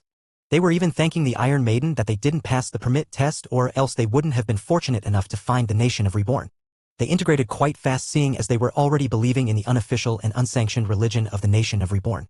Michael offered to help them with their move, and they were so thankful that they decided to become subsidiaries to the Reborn company. This meant that they would offer a part of their monetary income to Michael in exchange for their help. Since this was beneficial for him, he accepted. As for Angora City, the construction of the sewer and plumbing system has already been implemented and we are getting extremely good feedback. Our next agenda would be to create a connection with the train back in Neo-Orcus, Shiina added. How about the Golden Road? He asked her. We have reached Batroc Town, Lord Michael. We are now on our way to Metropolis. That was extremely good news. Once the roads connected, he could start selling automobiles in Metropolis. He estimated that this would be his biggest business there if that happened. Shiina continued to report on all the things that Michael missed during his stint in Metropolis. Is that all? Shiina shook her head. You missed something important while you were there, Lord Michael. He looked at her confused. Really? What? Your birthday, Lord Michael. Congratulations on turning 13 years old. He was so preoccupied with the tournament that he completely forgot his birthday. Though he could have forgotten about it subconsciously because he knew that he didn't want any large celebrations for his birthday. Oh, don't worry, honey. We celebrated your birthday throughout all our territories, Lilia said, hugging Michael from behind and nuzzling her head on his hair. Bro, Mike. You missed out on the parties. Zion shouted. Ho ho ho. How could you have forgotten about your own birthday? How shameful, Michael. Grieve. You don't even know your own birthday, he replied. Oh, that's right. I forgot, ho ho ho. In truth, even if he did remember his birthday, he wouldn't take time out of his busy schedule to celebrate it. All of his focus now was in establishing Reborn in Metropolis. He needed to prepare for the arrival of the tourists if he wanted to have a chance at getting Sue. After using the drone upgrades in battle, he couldn't help but greed for more. He yearned for more drops just like an addict. Castell, start the preparation for building our headquarters in Metropolis. I'll give you all the details later. Of course, young master. And it was at that moment that he felt a tug from one of his clones that he left behind in Metropolis. Someone was asking for his attention. After looking through it, he realized that it came from Jimmy, their news correspondent. Follow current novels on Freeway B novel.com. Chapter 471, Jimmy's News. Michael immediately transferred himself back to Metropolis using the shadow he left on Jimmy. As he opened his eyes, he saw that he was standing in the middle of the street looking up at a large building made out of stone bricks. And at the very top of the building was the name Daily Metro. He looked around and saw people coming in and out of the building holding newspapers in their hands. Many of them were small kids the same age as him, probably working as newspaper boys that shouted extra, extra, in their usual route. He even saw a glimpse of the front page title which said Boy with Quad Elemental Mastery. Michael, you're here. Jimmy approached Michael and led him out of the sidewalk and near the walls of the Daily Metro. What is it? I finally found something about that thing you wanted to know. That thing? Yeah, the auction. Michael remembered that he asked Jimmy to keep his ears out for any talk about the auction in Metropolis. Back in Batroc Town when he first met the Legacies, he distinctly remembered them talking about an auction that was about to occur in Metropolis. He wanted to participate in this auction because it had the potential to have one important item that he desperately needed. The Spirit of Old. According to Alaric and the others, the auction this time around is rumored to have Sue as one of their premier items to be sold off. Back then he wasn't that interested in participating in this auction. Now he considered it as a necessity. He needed that Sue. Even if it was just one drop, he would spend an enormous amount of money to buy it. Did you really? When and where's the auction taking place? He asked with a lot of enthusiasm. Jimmy was even taken aback, never realizing that this auction meant so much to Michael. There's this large auction house in the middle of Metropolis. They're called Barnaby's Vault. The items that they sell are so valuable that they only do an auction once a year. And still they are able to become the biggest auction house in Metropolis. Almost everyone in Metropolis wants to participate in the auction. The Legacies for sure will have a spot. It's probable that the Duchess and her family would also attend the auction. The people Jimmy mentioned were considered high-ranking in the Metropolis social ladder. He had no doubt that they, especially the Legacies, had extremely deep pockets that rivaled or even exceeded his own. Of course he wouldn't back down from a show of wealth. That was the one thing he had a lot of. Do you know what kind of items they're auctioning off? I'm not sure. The list of items is kept a secret by the auction house until the night itself. However, there have been some rumors that it will include an extremely priceless liquid that the Legacies are keeping their eyes on. That's gotta be Sue, Michael thought. His excitement for the auction was growing by the second. How can I participate in that auction? He asked, visibly excited. Seeing his expression, Jimmy couldn't help but purse his lips. He looked hesitant to ruin Michael's mood. Unfortunately, Michael, the auction is only reserved for those that have a high enough ranking in the Golden 500. They want to make sure that the people participating in their auction have enough money to bid on their items. The Golden 500 is their way of ensuring that. That definitely put a hamper in Michael's excitement. The Reborn company was in the 450th spot in the rankings, which wasn't bad by any means. However, he wasn't sure if it qualified for such a classy event. What's the minimum ranking needed? Jimmy sighed. It's reserved for those ranking 400 and below. Oh, that's not bad, Michael muttered. Their 450th rank was given to them a long time ago. They have improved and expanded their business multiple times since then. By all means, Reborn should be much higher on the rankings by now. I told you before that Angora City doesn't have the right authorization to increase your ranking, right? That's the reason why I even went to Metropolis in the first place. The Daily Metro is authorized to increase a company's ranking up to the 200th rank. So I thought that if I presented them with all the articles I wrote about Reborn, they would recognize your company's success and increase your rank by at least 50 spots. Michael didn't like the look on Jimmy's face. Yeah? Well, I failed. As it turns out, they don't accept my evidence as something true. They think I'm lying, those skeptics. Anyway, they won't increase your ranking in the Golden 500 unless you prove those claims here in Metropolis. They want hard evidence. They want you to show that you're worthy of a better rank by accomplishing that in the Metropolis market. Michael used to not care much about the rankings since it never affected his business. For all he knew, it was just a nice title that people recognized. But now it was what separated him from his beloved Sue. It was unfortunate that he had to prove that he deserved a higher rank. Unfortunately, he had only officially sold 7,000 sales in the Metropolis market. Those people that gathered at the festival didn't count because it didn't amount to any sales. Still, he didn't get discouraged. He was going to prove Reborn in Metropolis anyways, with or without the need for a better rank. Once he established his business in Main Street, his rank would naturally increase. I'm sorry. I failed as a journalist. Jimmy cried out. Michael had to console him. It's fine. By the time we finish construction on Main Street, we'll get that rank in no time. Jimmy slapped his own chest, showing a look of determination on his face. I shall make sure to document each and every achievement that Reborn can do, I promise you that. Good. I'll look forward to it, Michael said. And just as he was about to leave, Jimmy suddenly remembered something. Wait, Michael. When I was in the Daily Metro headquarters, I was able to have a glimpse of one piece of news they'd been working on. They are doing a piece on a particular family in Metropolis. The article talked about their downfall and their failure to keep up with the other legacies in Metropolis. Despite their name, they were unable to live up to expectations. Michael was intrigued. There's another company in the legacies? Who are they? Jimmy looked at Michael confused. You don't know them? He looked back at Jimmy and mirrored his confusion. Why would I know them? Jimmy gestured for Michael to come closer before looking around warily as if not wanting others to hear their conversation. It's because they're Vanderbilts, Jimmy revealed. Michael's eyes widened. Vanderbilt? This was the first time he had ever heard that name aside from his parents. He should have known. Metropolis was the gathering of inheritors from all major conglomerates in the world. Of course there was going to be someone from the most successful conglomerate in the world. He had just separated from that name for so long that he almost forgot about it. But as he thought about it now, he realized it was common sense. The legacies used to be Alaric, Aerith, Bobby, Flarexis, and the unknown Vanderbilt, mirroring the 5 biggest conglomerates in the world. Chapter 472, Construction in Main Street. A Vanderbilt was kicked out from the legacies? Michael muttered in confusion. Flarexis was kicked out because he broke the rules. Could the unknown Vanderbilt have done the same? The legacies used to be 5, but now there's just 3 of them. As for why this Vanderbilt got kicked out, it's probably because they were unable to compete with the market of Metropolis. I did some digging earlier and I found out that the Vanderbilt business here has been slowly losing their territories to other companies. They used to rival Alaric and the other legacies a few years ago. But now they just own a fraction of what they used to have. From what I heard, they had to let go of their territories in order to pay off their debt. What happened was that they tried to expand their business and took a lot of risk in the process.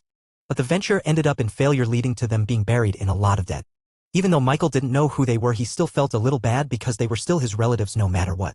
And their business here hasn't gone well? He asked. Yeah. They were unable to keep up with the other legacies who kept their success throughout the years. They're just a shadow of who they once were. I just thought you'd like to know. Michael thanked Jimmy for the information. Now he wasn't planning on going over to this Vanderbilt and giving them lots of money to fix their business. He didn't even know them. However, he did have some thoughts about talking with them as relatives. He wanted to know how they were related and if they knew his parents. It would also help him to know how and why they lost their footing. If he knew the truth directly from them, then he could possibly use that information to prevent himself from following their footsteps. Would you like me to investigate them further? Maybe ask them if they want to talk? Jimmy asked Michael. That would be great. Michael immediately went over to Main Street to look over his territories. He didn't want to waste any more time. So he asked for Kong and other Rebornian construction workers to start tearing down the warehouses left behind by FlareCorp. A few minutes later, Kong and the engineers arrived via shadow teleportation skill courtesy of himself. Of course, they brought with them the tools and materials needed for construction. They even had sacks and sacks of concrete with them ready to be used just by adding a bit of water. Boss, here's the blueprint for our headquarters. Miss Castell already gave me the specifications needed for the structure, Kong said confidently. The chief engineer used his skill to project a 3D version of the blueprint into the air, allowing Michael to see what they looked like once construction was finished. On the right side of the street was where their headquarters would be located. Kong chose a simple design for this headquarters, taking the signature architecture of the nation of Reborn and allowing the building to give off a warm but powerful feeling. Now from an outsider's perspective, their headquarters looked small. After all, it only had 1 floor in total. But in truth, there were actually multiple floors spanning downwards. Kong chose to create layered basements for security purposes, since this would be their headquarters for the foreseeable future. Aside from security, expanding underground also gave them the opportunity to build beyond the boundary of their small territory in Main Street. Their headquarters was like an ant's nest. At the top, people could only see a small hill. But underground it spread far and contained multiple rooms, enough for an entire army of people. Now such an ambitious project wouldn't be possible using normal standards. After all, creating levels further and further underground created lots of problems like heating and ventilation. Not only that, but the structure could collapse entirely. But Michael didn't have a problem with that. He intended to power the whole thing with generators that pumped air in and out, allowing for a cool breeze that circulated throughout the rooms. As for the risk of collapse, he didn't worry about it one bit.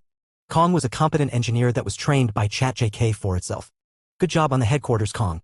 It may be your best work yet, he praised. The yellow Hobmanki inwardly cheered. I am honored. Now tell me about our new department store here. Michael looked over to the opposite side of the street. This was where their whole operation would take place. And unlike their headquarters, Kong designed this structure to be like traditional buildings with multiple floors spanning upwards. Right now there's just 4 floors in total, Kong mentioned. But I made sure to add some possibilities to an expansion. If we need more, I can put another floor on top of the existing one. That's smart, Michael realized. They don't know if they would get another territory in Metropolis. So Com designed their store with the future in mind. Even if this was the only place they were allotted, it could still accommodate a lot of customers as the company grew in popularity. Shall we start the project, boss? Once he gave the signal, the Rebornian workers started knocking down the warehouse little by little. The unique skill he gave them allowed for easy dismantling without creating a lot of mess. In just under an hour, they were able to completely turn the empty warehouse into an empty plot of land. Right after that, they began digging out a large hole in the ground for the underground levels. This laborious task would have taken them the entire day, but Michael helped them himself to lighten the load. In the end, the foundation for the structure was finished in half a day. After that, Michael began transporting tall metal pillars from their warehouse in the parched lands all the way into the construction site directly. The Rebornian workers completed their task well and with haste. They were extremely motivated, seeing their boss work hard just like them.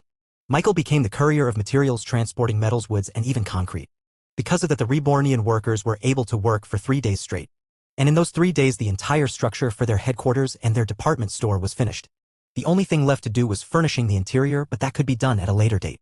The most important part was that they could now officially move into their headquarters and start expanding their business in Metropolis. Of course, such a fast construction of the building surprised a lot of people. Whoa, when did this happen? I could have sworn this wasn't here a week ago. Am I hallucinating? Did anybody see the construction crew? They were so fast that almost no one noticed that they even worked on the building. And perhaps no one was more surprised than when Michael visited Claudia and told her about their newly constructed headquarters. You're already finished? She asked, incredulous. You know, it's better to build something with quality rather than rush it. Chapter 473, Underground Floors. As she looked upon the newly built structure of Michael's new headquarters, Claudia couldn't help but express her shock and awe. The building was completely new with absolutely nothing that was reused from the previous warehouse that stood in that very spot. This was very weird because it had only been 3 days after Michael received the land. And already there were 2 perfectly well-built structures in Main Street. It's made out of some kind of stone? She said, knocking on the wall to test its strength. And just from that interaction alone, she was surprised at how sturdy the material was. Where did you get this? And how did you even transport it here? The walls looked like it had been built using one giant slab of stone, which couldn't have been easy to move. Yet somehow Michael was able to do it in less than 3 days. It's not technically stone. It's a new material we call concrete. Claudia nodded, noting the name mentally. Well, whatever this material is, it's good that you're able to construct a building this fast. They both walked forward, seeing the bare-bones interior of the headquarters. There was absolutely nothing inside, just plain concrete. Although she thought it was a bit small, she didn't voice out her concerns because she knew that Michael had no choice but to establish his headquarters here. This is nice, Claudia praised. Let's go take a look at your store. But as she was about to leave, Michael stopped her. Don't you want to look at the rest of our base? He asked, pointing down towards a hallway. This isn't it? Michael shook his head. Let me show you the other floors. Confused, Claudia simply followed Michael's footsteps as they ventured towards a hallway that led to what seemed like an opening for a door. Yet there was no door, just a hole in the wall. What's this? She asked him, her voice echoing as she peered down the hole into a large chasm down below. That's for our elevator. My engineers are still busy working out the kinks on our prototype, so the service is unavailable for now. We have to walk down the stairs. He led her down a winding staircase leading further down.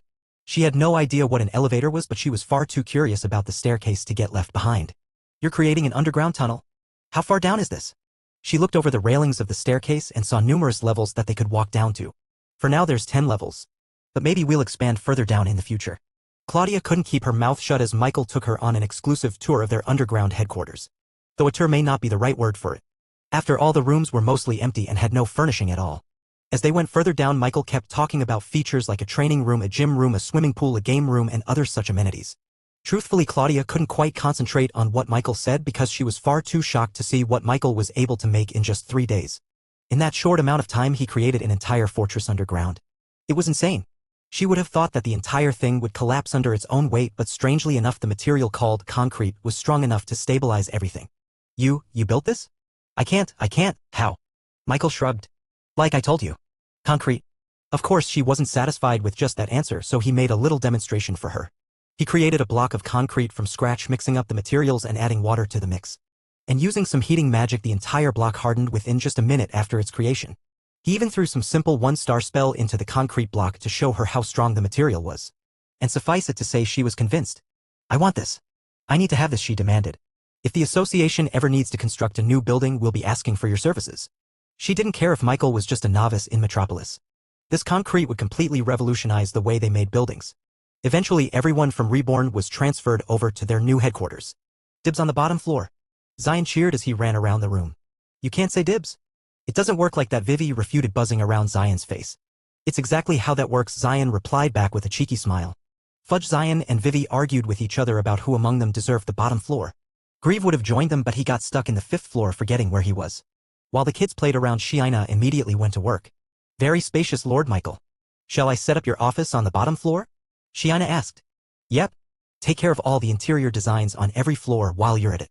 The white-scaled dragonborn bowed. I shall employ our greatest designers for this project. Meanwhile, Yuna walked over to her aunt and consoled her. Yuna, you never told me about Reborn. Sure I did. You never told me the entire thing. I didn't even know they had a nation in the parched lands. After seeing the speed and quality of Michael's construction project, she began asking Michael questions about his company in the King's region and all of his territories. And even now she still couldn't process what she heard. You wouldn't have believed me if I wrote it to you, Yuna argued. At least now you know. Claudia couldn't argue with her niece. If she had been in the same position, she would have allied with the Reborn company as well. And she was even having some thoughts of completely abandoning her duty in the association and just becoming a full-fledged member of the Reborn company. Anna, Claudia whispered with her back turned away from Vivi. Is that a fairy? She didn't think she would see a legendary creature in the flesh just casually interacting with members of Reborn. Oh yeah. She's Vivi. Want me to introduce you to her? Vivi. No, wait. Vivi happily flew over to their direction and she introduced herself to Claudia, who seemed even more starstruck once she was up close and personal. The usually well-spoken woman turned into a bumbling dork. Michael saw this and couldn't help but chuckle to himself. I wonder what she would say once she finds out Vivi's the pixie queen. As they acquainted themselves, Michael walked over to his mother and father. They were included in the move to Metropolis as well, much to his chagrin. Honey dear, when are you going to put a king-size bed in this place so we can all sleep together? Michael immediately stopped her. Mom, there's 10 floors here, each one having 5 or more rooms. There's plenty of room for us to sleep separately. And besides, I'm too old for that. Bart hugged Lilia from the side, looking at Michael with teary eyes. Dear, look at our boy.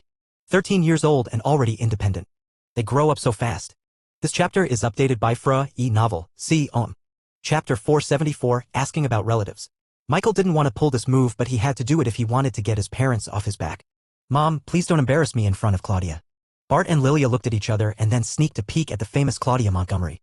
Oh right, your aunt-in-law. I see. Then it's better for you to look more mature and independent, his mother said, winking at him. Shall we go talk to her and introduce ourselves? Bart asked. That's a great idea. Lilia approved.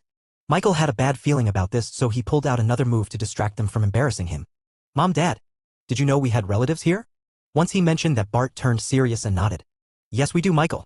The Vanderbilt branch in Metropolis was given to my older brother Max. Were you too close? We're more like acquaintances rather than friends. I am the last child of your grandfather, while Max is the 5th child.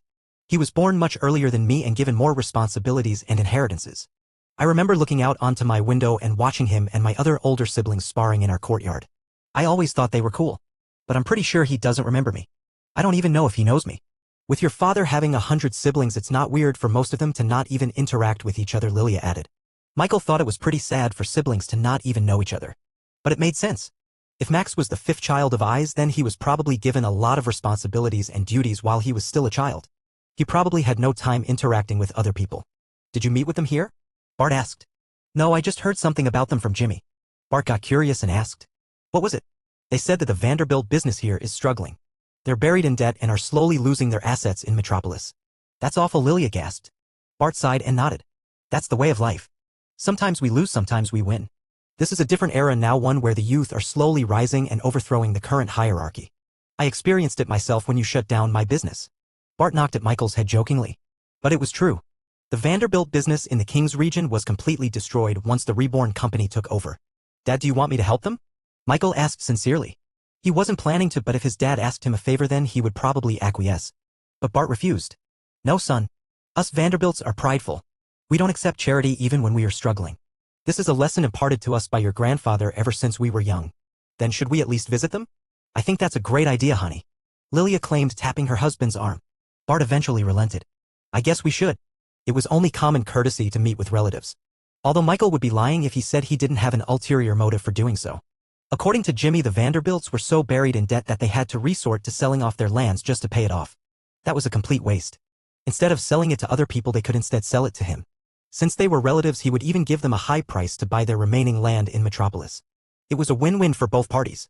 While everyone settled into their new base of operations, Michael and his parents left their headquarters and headed out to the supposed Vanderbilt estate in Metropolis. Jimmy already did some investigating and found their mansion fairly easily. And thankfully it wasn't that far off from Main Street. They just had to travel about 10 minutes using a horse-drawn carriage. Once they reached their destination, Michael looked out the window and saw a fairly large mansion. The design looked old and a bit out of fashion compared to the modern architecture of the rest of Metropolis. By ChatJK4's estimation, it looked like the mansion was almost 100 years old. This meant that they hadn't done any redecorating or renovating in all the years they were here. The mansion would have looked good as a vintage relic from the past, but the obvious degradation made it look dingy and abandoned. The paint on the walls were chipped, the metal railings were rusted, and there were even some holes on the roof that would surely leak water inside during the rainy season. This place looked like the kind of setting that a horror movie would take place in. "This place looks awful," Bart muttered. "Dear, that's rude. What if someone hears you?" That didn't seem possible given that Michael didn't see any sign of movement in and out of the house. And even when he used his supreme skill, he barely saw any light mana signature from inside the house. Usually a mansion like this would need 100 employees to keep the place running. But now there were barely 10 of them left. Michael walked over to the gate and knocked 3 times. There wasn't any answer. He had to resort to magic. A magic circle appeared in front of his mouth as he cast a sound amplification spell. "Hello? Is anyone there?" It was only then that the people inside turned to look at the entrance. But strangely enough, they just ignored him. Michael saw them physically turn their heads when he shouted to them. Yet they chose to purposefully cover their ears. Curious, he looked at his shadow and asked for his trusty ninja slime to do some investigating. "Fudge, can you see what's going on inside? Why aren't they answering?" The violet slime popped out of his shadow and immediately jumped into Lilia's arms. "Master, the head butler thinks that we are debt collectors, that's why they aren't answering your calls," Fudge said, snuggling comfortably in Lilia's chest. "That was awfully fast." Fudge was a good ninja, but not that good. "Oh, I already spread my clones when we arrived." Teehee. He shouldn't have expected less from Fudge the nosy Nelly. He was about to reprimand the slime when the front door of the mansion swung wide open and a man in a professional business suit stormed towards the gate. "Excuse me, but my master has yet to decide whether he's going to sell this place," the butler respectfully apologized. They already had a couple of offers for the house, but they hoped their situation would get better so that they wouldn't have to sell it. "We're not here for that," Michael said. "Oh, you're not? Might I ask who you are and why have you knocked on our doorstep?" Bart stepped forward and took out something from his jacket pocket. It was a golden emblem of the Vanderbilt family crest, something that all Vanderbilts were given during birth. The butler moved closer and inspected the medallion. He looked at not just the authenticity of the emblem but also the family status of its holder. His eyes widened when he realized that Bart was a direct descendant of Eyes. "I deeply apologize for my actions. I wasn't aware that a Vanderbilt would visit our premises." Chapter 475, Max Vanderbilt. The butler fixed his tie and straightened his posture. "What can I do for you?" he asked them. "This is my son Michael. He has a company called Reborn and we just arrived in Metropolis. We'd like to talk to Max about the Vanderbilt business," Bart said. "Is he here?" "Unfortunately, I do not think that the Vanderbilt family can help you," the butler shook his head. "As much as we would like to help another Vanderbilt, we do not have the influence nor the financial power to help you get a permit." This time Michael was the one who took out a medal from his pocket. It was the red coin given to him by Claudia signifying his business permit. The butler's eyes widened when he saw that. "I see. What terrific news for someone as young as you," he praised Michael. "In fact, the young master is also the same age as you and he is being poised to take over the business, or at least was." There was a tinge of sadness in the butler's eyes when he talked about it. "Is Max there?" Bart asked. "Unfortunately, you just missed him. Lord Max is away on business. He went over to Barnaby's vault if you want to follow him." That's the auction house, Michael remembered. Why would he go to an auction house if they have no money? The only way to answer that question was if they went to the auction house right now or just waited till he got back. Since he was quite interested in seeing Barnaby's vault in person, Michael decided to go. This place was where the auction for Sue would take place. It was better to get acquainted with it now rather than later. The butler gave them some directions on where to find Barnaby's vault. And Michael found it to be quite far away from this place. It would probably take them close to an hour if they went on horseback. "Should we go?" Lilia asked. "Wait," Michael said as he used his shadow skill to teleport an automobile into the streets of Metropolis. The butler couldn't help but gasp as he saw a giant dome of shadow suddenly cover almost half of the street. Even the other passers-by was taken aback and almost screamed their lungs out.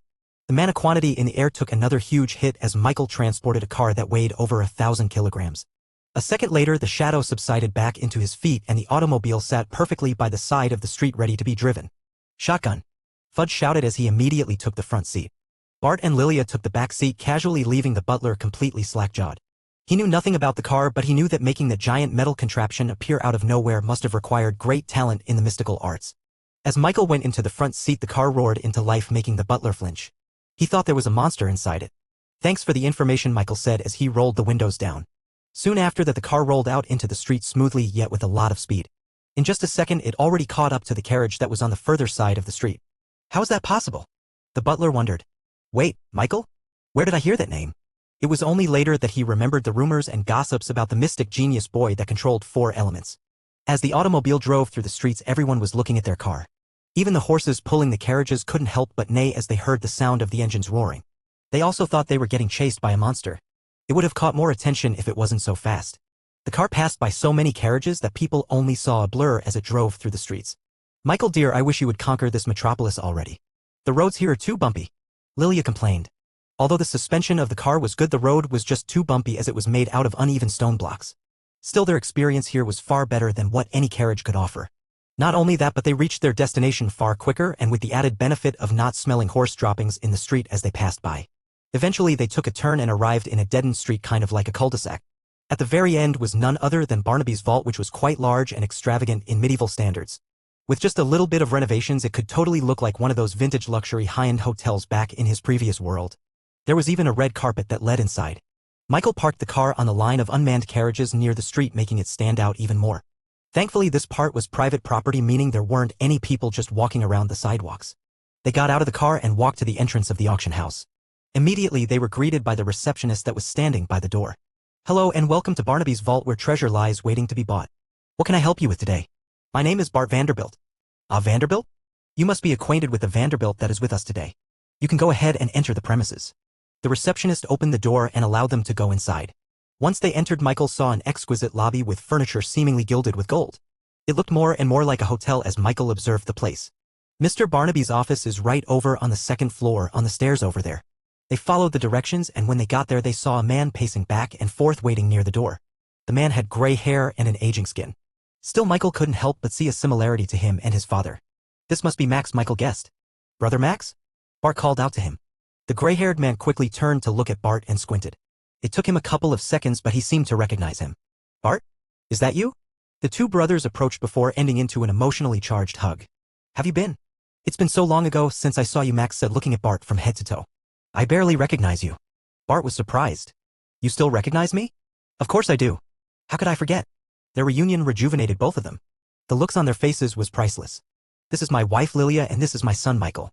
Lilia perfectly did a curtsy as a formal greeting to Max, which was quite eerie to see from Michael's perspective since he didn't expect his mother to act so normal. Nice to meet you. Michael, is it? I'm your uncle. Have you been doing well on your studies? Lilia stepped in and answered. He doesn't need studying. My Michael is a genius, she said proudly. Yeah. He actually has a company now named Reborn. And he's expanding his business here in Metropolis. He just got his permit a couple of days ago. Chapter 476, Barnaby. Max was genuinely surprised to hear that. He knew how hard it was to get a business permit in Metropolis. Wow. He must be extremely talented to earn a sub-company from father. I'm not part of the Vanderbilt business, Michael corrected him. Reborn has no affiliation with the Vanderbilt company. Max's eyes showed confusion, not expecting to hear that coming from Michael. After all, in his eyes the only way that a Vanderbilt could have a company of their own was if I gifted it to them. That was how he got the Vanderbilt branch here in Metropolis. How is that possible? He asked genuinely. He built the company all on his own, Bart explained. He didn't receive any help from father. After hearing about this, Max couldn't help but look at Michael in a completely different light. Building a company from the ground up was one thing. But building a company that was able to pass the permit test in Metropolis was a completely different thing entirely. Michael was only the same age as his son, yet he had already accomplished something that adults couldn't even accomplish. It was unbelievable. I'll admit that I'm not that talented when it comes to business, but if you want any help or need any questions answered, then I will do my best to help you. I have a lot of wisdom about Metropolis that can surely help you. Max's offer was genuine. Michael felt it. The man seemed truly proud that a Vanderbilt as young as Michael was able to accomplish this much. It made Max feel good that there was someone in the Vanderbilt family lineage that wasn't a disappointment to I's legacy. You're from the King's region, right? That place isn't ruled by duels, so when you get challenged into one you should be careful before you accept. Some people have talents that can't be explained by physics or magic. And if you need any help, then you can ask for some assistance in the association building, which is south from here. You can ask for Claudia Montgomery. I know that my name no longer carries any weight in Metropolis, but hopefully the Vanderbilt name will be enough for her to pay attention to you. And then you should. Max started talking about all the do's and don'ts of Metropolis.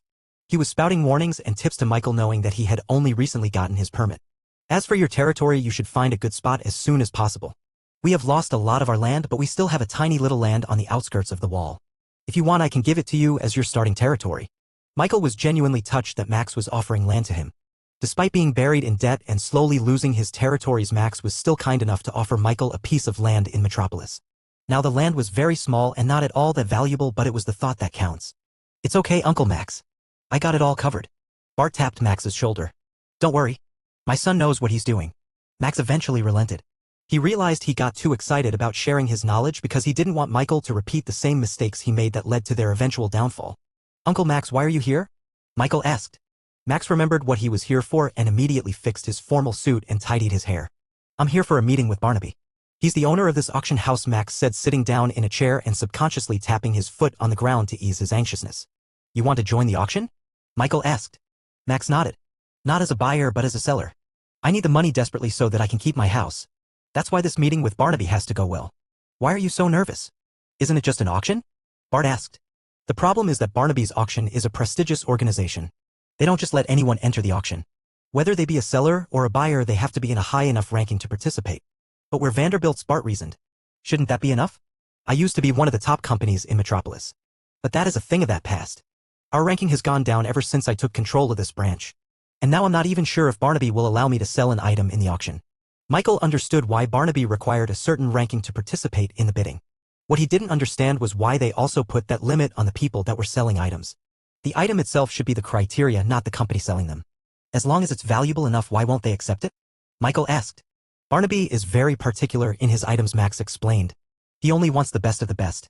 He doesn't just auction items because they're valuable. They have to be unique, strange, and something that cannot be bought just anywhere else. He requires a high rank for the sellers because he also sells the brand of the item. People will pay a higher price if they know that a certain item came from a prestigious company.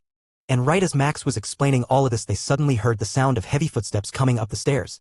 Oh, here he comes, Max whispered. The footsteps got heavier until the man himself arrived on the second floor. Mr. Barnaby. It's good to see you, Max greeted, bowing almost in a 90-degree angle. Barnaby was a large man. A very plump man. He was obese, plain, and simple.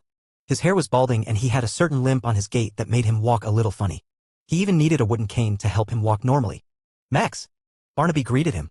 Listen, I know that you made an appointment for me today, but I think I'm gonna have to cancel. I would love to talk to you about that item you want to sell, but unfortunately something has come up that demands my entire attention. Max's eyebrow raised. Barnaby never canceled appointments. He was always punctual to his own schedule. Something really important must have happened for him to act like this. Is something the matter? Max asked Barnaby. As a matter of fact, yeah. I just found a gem. A true treasure that Metropolis has yet to see. You don't understand, Max. I want this thing for my auction. It'll be the talk of the town. It'll attract the attention of everybody and anybody that has eyes and ears. Max was intrigued. Oh, really? This will be good for your auction then. Barnaby bit his lips. It will be. But that's if I can find the owner. Max, if you hear anything about a strange metal carriage that runs faster than a horse, then you should tell me immediately and I will reward you handsomely. That thing is fast and from what I can tell needs no horse to pull it forward. The possibilities for this are endless, especially in the courier business. Max shook his head. Sorry. I don't know anything about that. Barnaby snapped his fingers in disappointment. He knew it was a long shot, but he was just that desperate to find an answer. Hello everyone, this is Shadow. Due to copyright restrictions on YouTube, I can't publish many of the audiobooks you love. That's why I've created a special paid service where you can enjoy over 300 high-quality audiobooks from platforms like Webnovel, Pocket FM, Audible, Wuxia, and more. Each novel comes as a one-time purchase, no subscriptions, no hidden fees. After payment, you'll receive full access via Telegram, along with all future updates for that novel. You'll find a wide selection of your favorite genres and titles, always in premium audio quality. Check the full list of available novels in the description. DM me now to get your favorite stories in audiobook form and start listening today.